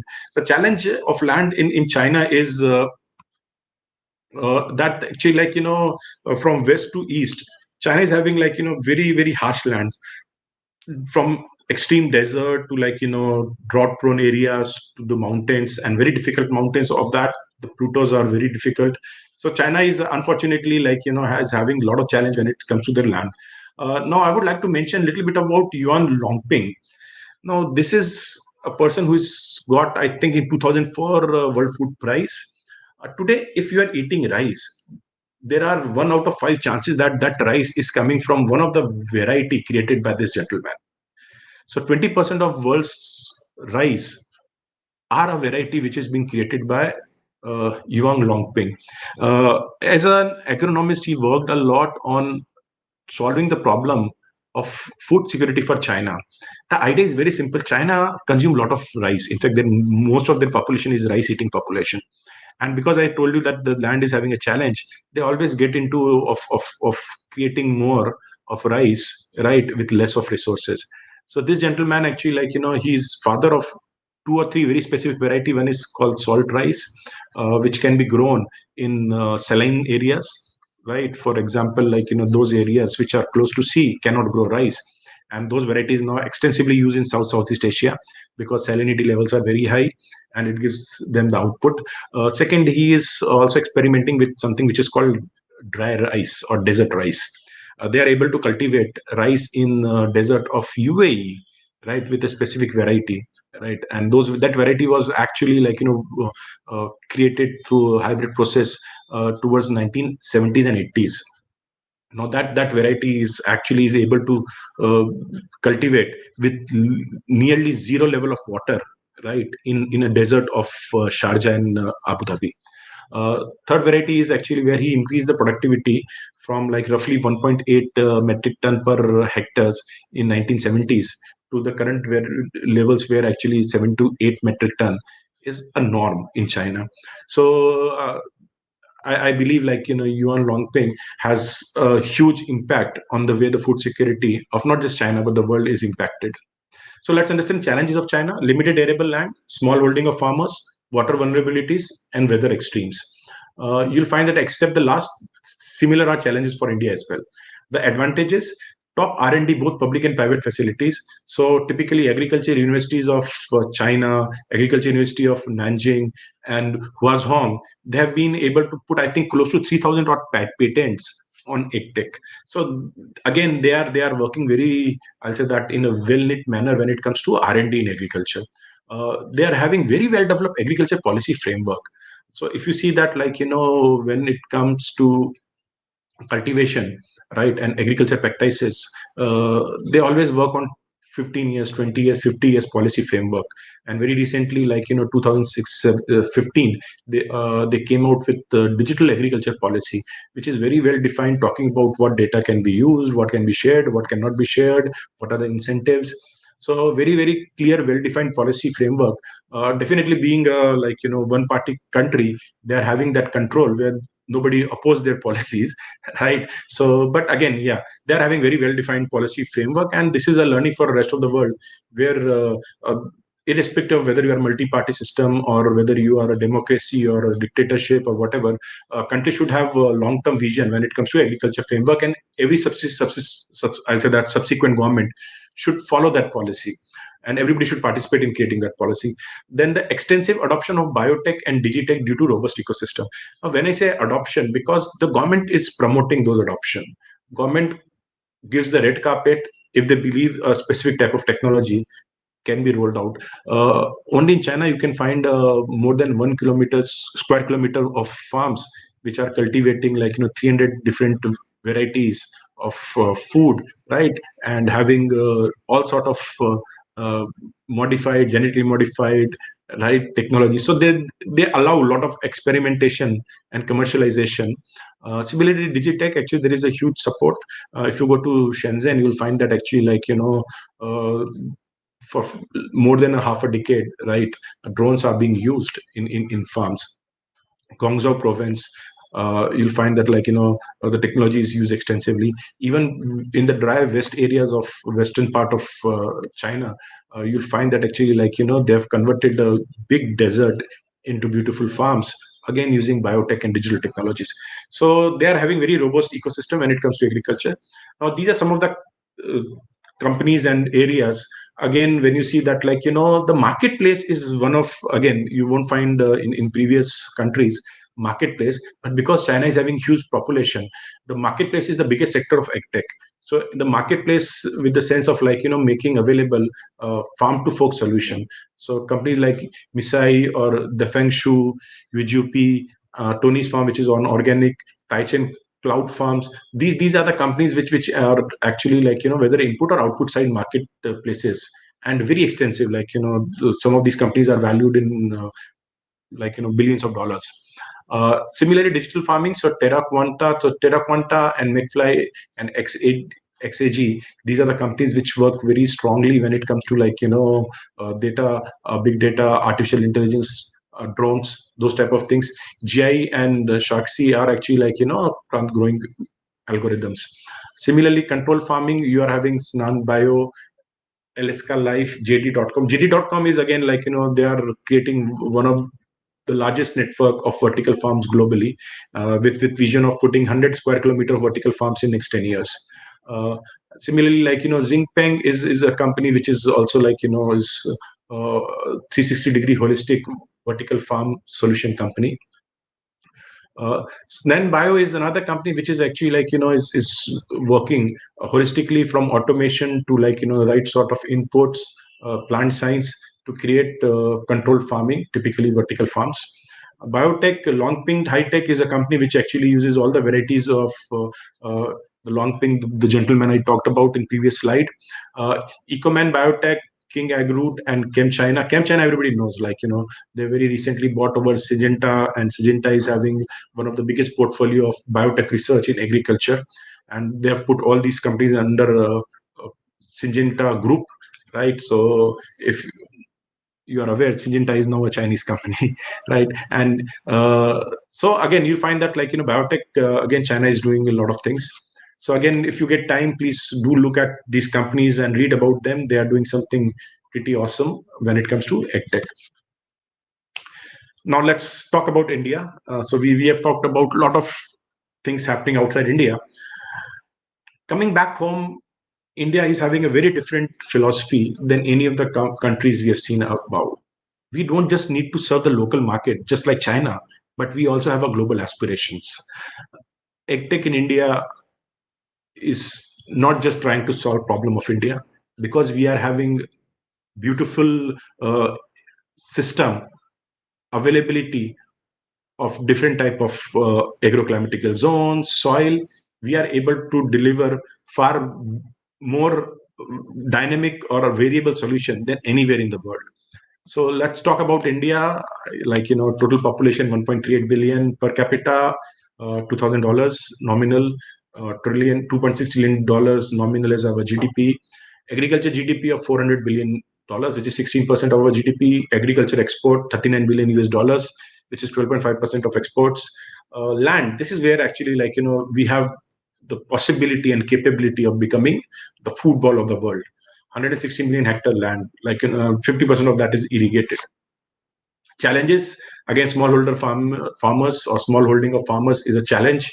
Low income of the farmers. So typically, if you see $120 US per month is a monthly income of a farming family in India. Low productivity, except 3 or 4 crops, we are below the global yields. So that's another challenge. Lack of physical infrastructure due to size of nation. So India needs close to $200 billion worth of investment in digital and physical infrastructure in agriculture, which needs to be done now, right? Next 5 years, next 10 years, next 20 years, right? To ensure that we become the food part of the world. Advantages, we are second largest cultivated land.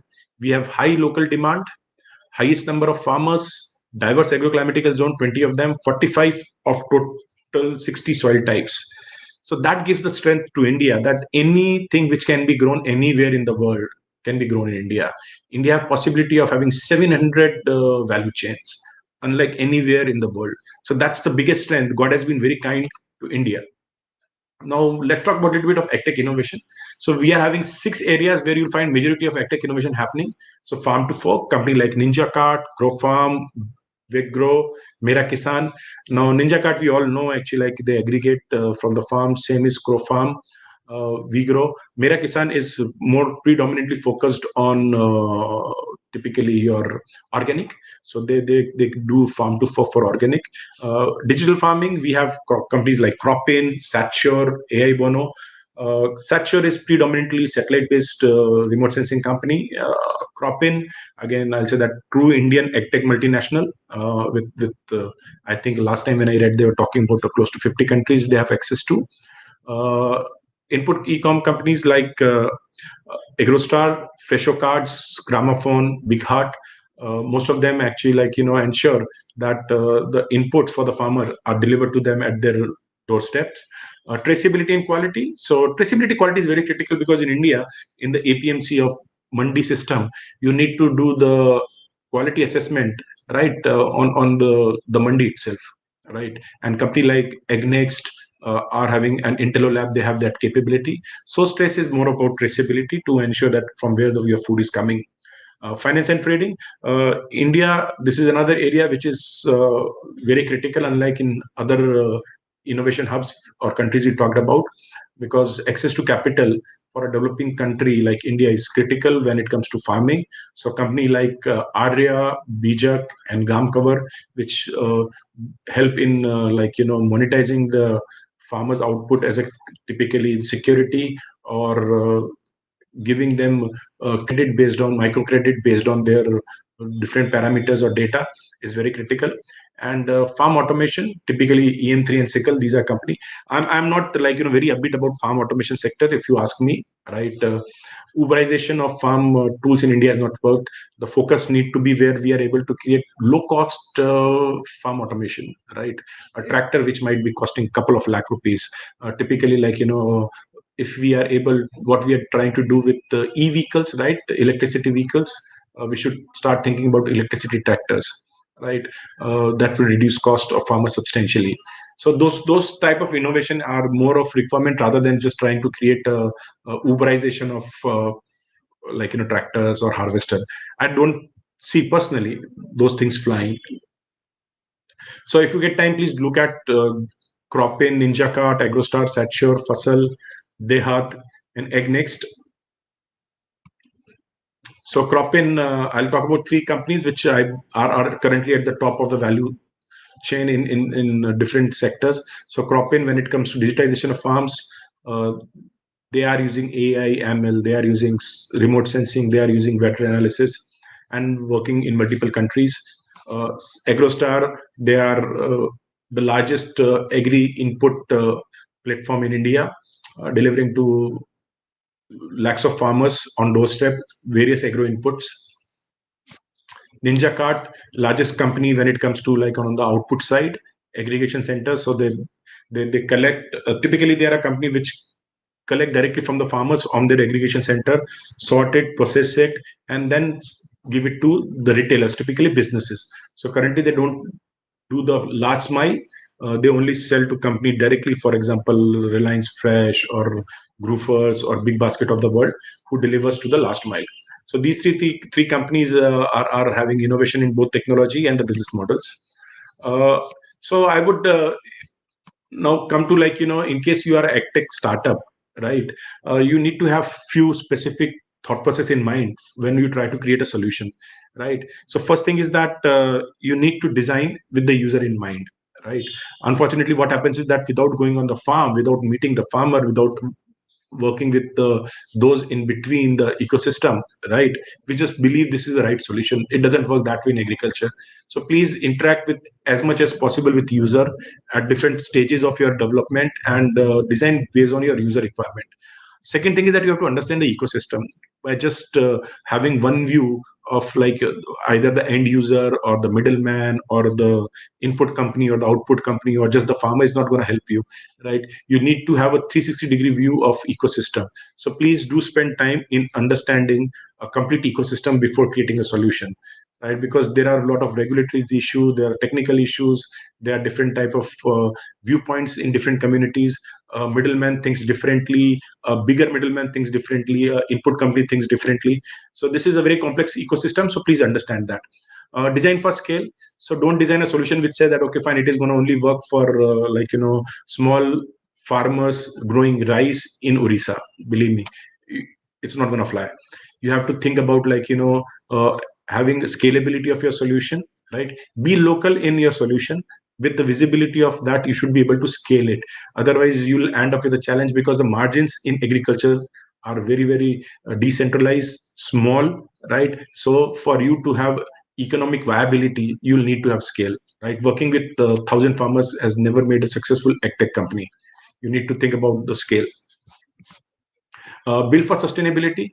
This is another area which I believe, though it's not a must, but should be thought about, because going forward, we see challenge both financial sustainability as well as environment sustainability of agriculture, right? So financial sustainability is very important. As I was telling you, that don't just be investment driven companies, be a profit focused enterprise. And at the same time, we'll also can see a lot of value with, like, again, green credit being started getting trading possibilities, right? With blockchain impacting, how the agri coin ecosystem is evolving. There is a possibility of having sustainability as your marketing strength, right? So think about that as well. Be data driven. So even when we say that farming should be data driven, right? Why shouldn't be our own decision to create an AgTech startup, right? Or activities in our scaling or growth different stages should be data driven. So just don't go by gut feeling. I think so doesn't work, believe me, right? I'll just give you an example. We created a beautiful solution for rollout, my first product in AgTech, which was rolled out in Indonesia, right? With the right swipe, left swipe, beautiful solution, right? I loved it. On the ground, it failed. It failed totally for a very simple reason that the farmer didn't like it, right? And I was stupid enough not to get the feedback in a structure where that data can give me insight. So we have to redo the whole thing. So what I'm saying is that actually even leverage the data you are creating, whether it is on the testing, trials, business growth, right? And use that data to give you insight of your own decision making. And then use open data, open standards, open source, open innovation as much as possible. There is a great possibility of using APIs, right? And give access to your system to others. At the same time, use other system for your access. Don't try to create everything. There is a lot of open data, open standards, and open innovation available. And even if they are not available, try to get into partnerships, right? You just need an image of a satellite. There is no need to send a whole satellite, right? Tie up with a company which give you API based access to satellite imagery and use it. So that is what I believe is very critical. Reuse and improve, right? So there are a lot of platforms and existing tools. Try to reuse it, learn from them. Some of the design they have done, right, is based on a lot of effort they have put in, right? So I'm nowhere saying that copy. What I'm saying is that get inspired. A lot of people have already done a lot of things, and wherever legally allowed, reuse. Wherever legally allowed, reuse to improve, right? Address privacy and security. Though currently privacy and security in agriculture data is not talked about too much, but going forward, I believe the agriculture data is of national importance. If any private company outside India knows how much I need, where I'm growing what are the challenges we are having, they'll manipulate. This has very recently happened for rice. As soon as people started knowing that the crop in Thailand is going to fail, right, you suddenly have spikes. You started having people hoarding the rice. So I believe the data of agriculture is very critical. It is of national importance, and a lot of countries will start thinking about regulating that data. So ensure that you are having the tools in place to ensure privacy and security of that data, because you might end up getting into wrong side of the government laws when they're enacted. Be collaborative.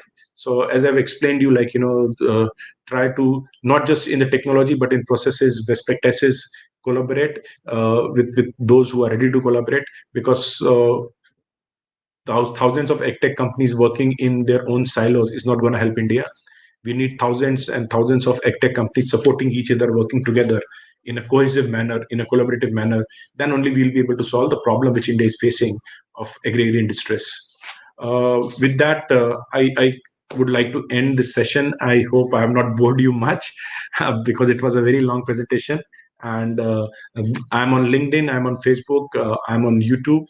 In fact, I do a lot of fireside chats with the champion, where we talk with the top entrepreneurs from across the globe. We talk about a lot of companies and the markets and the innovations. Reach out to me in case you have any question in future. Thanks a lot.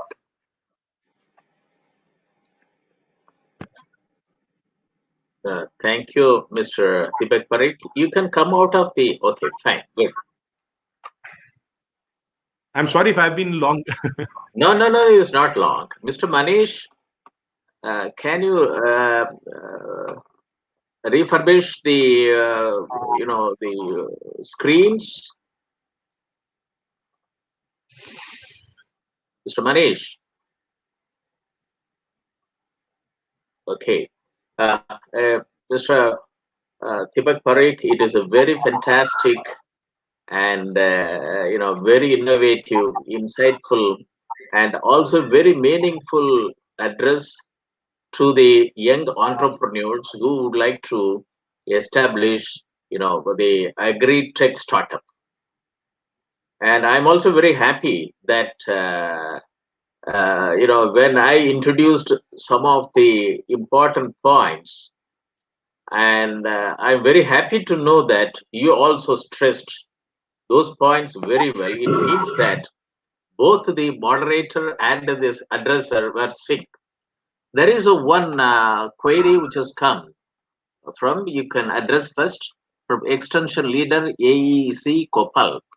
Excellent information, but should we believe in China products? Please respond. So the idea was not to buy China product. Idea was that to learn from the work they have done and adopt, right? I believe, like, whether it is Chinese, Indian, or American product, we should be focused on the value addition given by those products, and we have to be Atmanirbhar.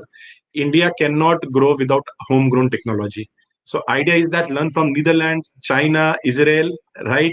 And just like China did, right? They learn for initial, like, since 1970s to 90s, right? They learn from everyone, right? From America to Russia. And now actually, like, they're having a very robust, their own technology landscape.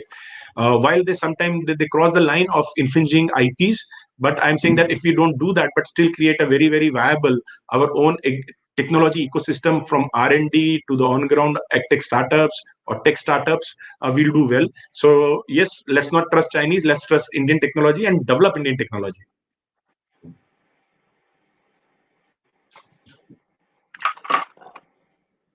Mr. Dr. Faiz Akram from Juma University, Ethiopia.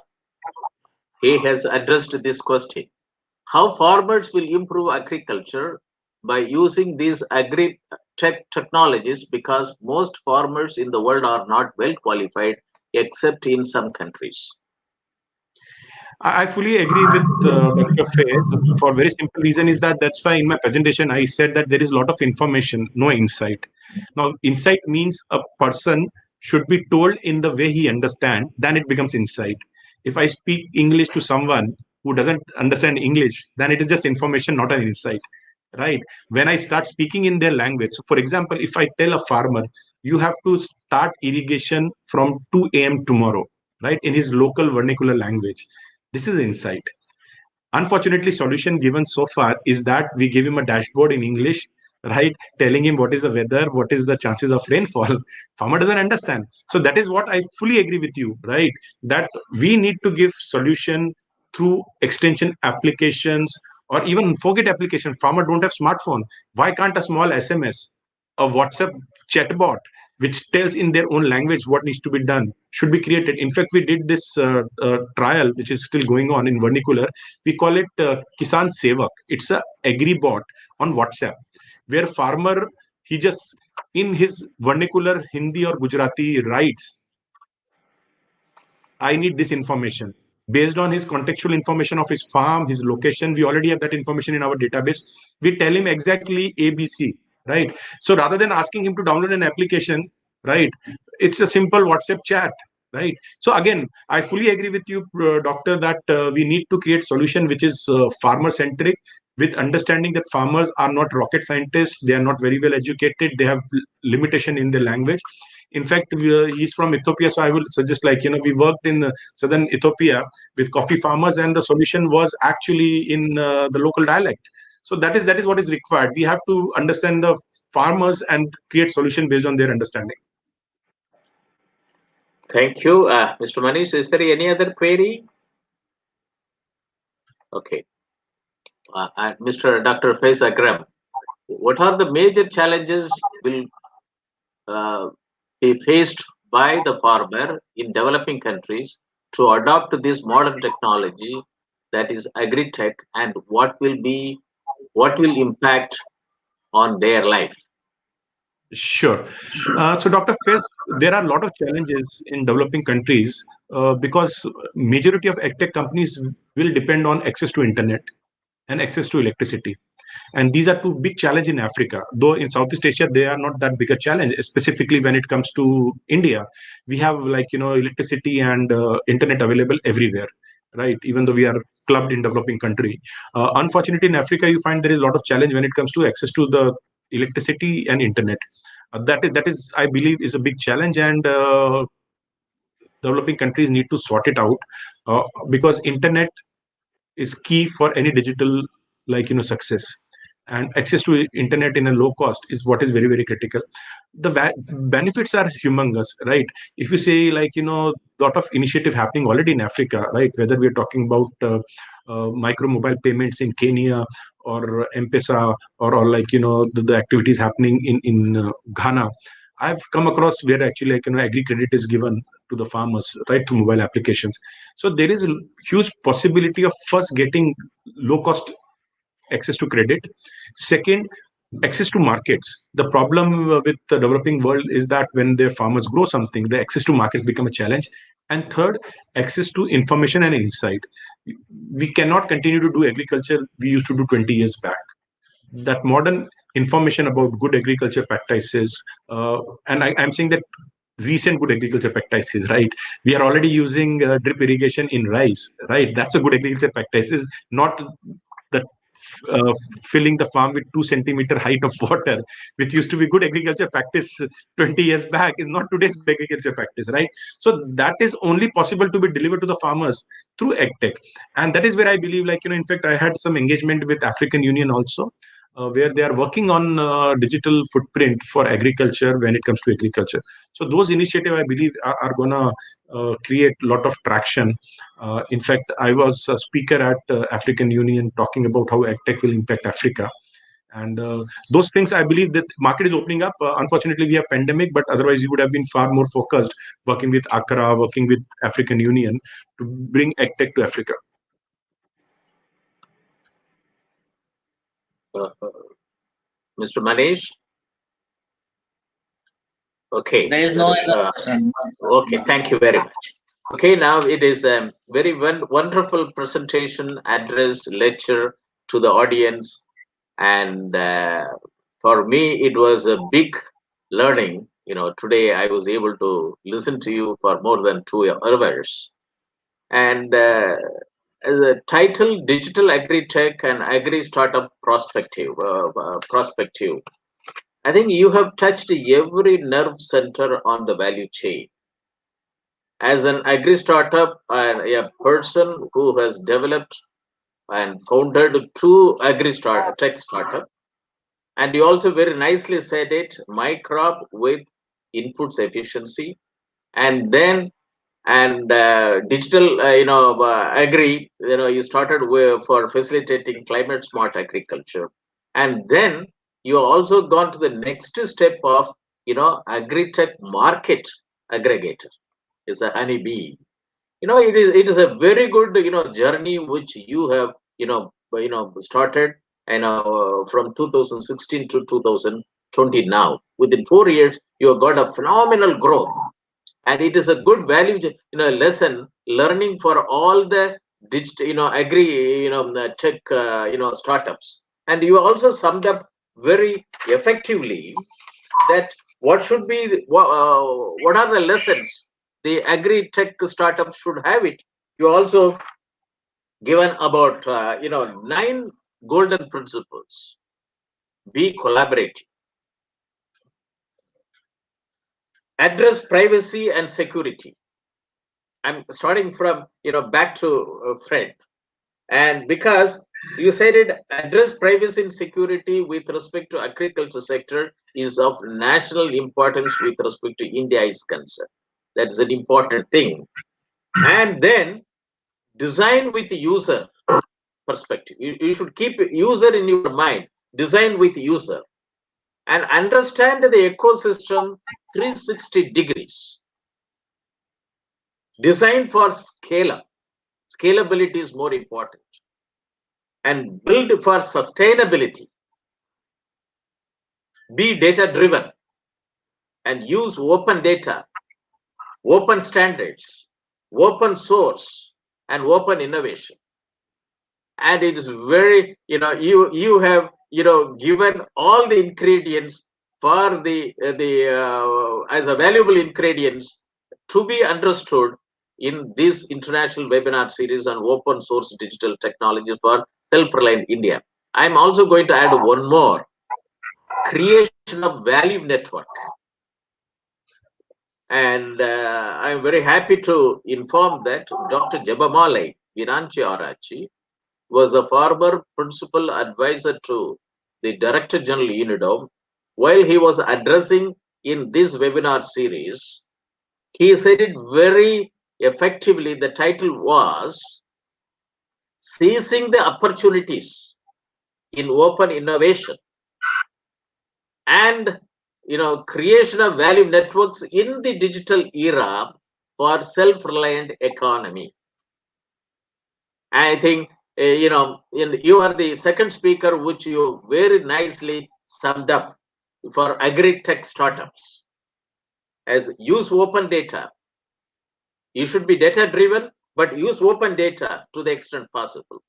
And open standards for interoperability. And open source and open innovation, and then value creation networks. Reuse and improve. That is, it is an important thing that one should do that. Don't get stuck up. Improve it. And these are all important golden principles which have to be understood by any startup in the agriculture sector, because you spoke from your experience. So I would like to sum up that as an experienced entrepreneur, techno entrepreneur in this area in the shortest possible time, and you are able to create a value network throughout the world, from both Africa and Asia, in a very effective manner. And this is a lesson to be learned by all the what they call coming up the entrepreneurs in India. Then you also very nicely said it, and your model of HnyB is very important. You also said it that this will facilitate a lot of engineering college students, graduate students, to become an entrepreneur. This is more important. New education policy also facilitates to do that. This is what the Soviet Institute of Engineering and Technology, Meerut, where I have been associated after my retirement in 2013. This is the only private university which has established 4 centers of excellence, namely Center for Agricultural Informatics and E-Governance Research Center, to skill all agriculture graduates of the country to adopt ICT through agricultural informatics discipline, to establish AgriTech, startups in an effective manner. The country needs 2.25 lakh agri startups through digital technology in the country, one per every gram panchayat, to help 14 crore farmers in the country. You rightly said it. We have about 400 agriculture commodity value chain, and umpteen number of agroclimatic zones, and also that about so many out of 60, 45 out of 60 soil types in this country. It is enormous agricultural resources. Now what is needed is what to grow, how to grow, where to grow, how to grow, what not to grow, how not to grow, where not to grow, and why not to grow. These are all the digital technology will facilitate to build up an effective decision support system. I have been voicing the country should have an agricultural resources information system since 2002. We don't know what is available below the ground. We don't know what is available on the ground. We do not know what is coming from the sky. It is essential farm-wise database and farmer-based database. We don't have a comprehensive farmers database in the country. We have to have an Aadhaar type of data information, not a bit one comprehensive information, for farmers, 14 crore farmers, where I have what type of parameters we should have it. When I was the chief advisor IT to the Department of Agriculture and Cooperation during the period of then Secretary Agriculture, Mr. S.K. Patnaik, that this has been submitted to the department on 16th August 2018, and it is essential. We need to have 2.25 lakhs AgriTech startups can survive, can operationalize all the 9 principles which you have given very effectively if we have farmer-wise database and farm-wise database in the country. 2 assets, they are all very important. And then agricultural informatics. MTech programs, this university has established it, BTech in agricultural informatics, and PG diploma and a diploma. And then second center of excellence is Center for Agribusiness and Disaster Management Studies. Third is Center for Informatics and the informatics development, solutions and application to bring in informatics to be developed through standards and e-governance approach. And fourth is Center for Industry 4.0 Technology Studies and Applications. So these are all important, these 4 centers of excellence, and then 3 farm acts, and the 7 mission mode programs which are suggested by the doubling the farmers' income by 2022, smart irrigated agri systems, smart rainfed agri systems, and smart tribal agri systems, agromet advisories and agriculture risk management, digitalized agriculture resources information system and micro level planning, and then digitalized agriculture value chain for 400 agriculture commodities, and digitalized access to input to technology, knowledge, credit, and so on and so forth, and digitalized integrated water, land and water management. And so the last one is digitalized integrated farm management, farmer health, plant health, animal health, soil health, water health, and fisheries health. And because 85% of the disease which a human gets are from animal coronavirus, and what we eat and what we drink, and everything is human agriculture food systems has to be one health and eco health based. So these are all important things which the give opportunities to the digital agri startup aspirants. And he also given 4 examples. India, vast opportunities. And India itself is consisting of about the different administrative style, about 29 countries, which are all bigger than many of the countries which you have given example. Second is what type of how China has grown and what type of AgriTech startups they have it. And then two small countries which they are wonderful in with respect to their delivery. Netherlands, which has a problem from sea related issues, and then another one is Israel, which is landlocked. And these are all some of the lessons which agri startups should know, the success stories, key lessons, and you have very nicely brought it out in your presentation. So on behalf of the Chancellor of the Honorable Chancellor of the University, on behalf of the Vice Chancellor of the University, on behalf of the faculty members of the University, and on my behalf, and as a Professor Emeritus and Chairman of these two Centers of Excellence, Center for Informatics Development Solutions and Application, Center for Industry 4.0 Technology Studies and Application, Center for Agricultural Informatics and E-Governance Research Studies, and Center for Agribusiness and Disaster Management Studies. We thank you for your very innovative, insightful address to our audience. Thank you very much. And for more research inquiries, please contact Professor Moni Madaswamy, Professor Emeritus and Chairman, and former Director General, National Informatics Center, Government of India. Email address moni@sobituniversity.ac.in. Mr. Deepak Pareek, we would like to have a close association from the university with you for further, march ahead the digitalization of agriculture in the country. Thank you very much. We close the seminar. Leave studio.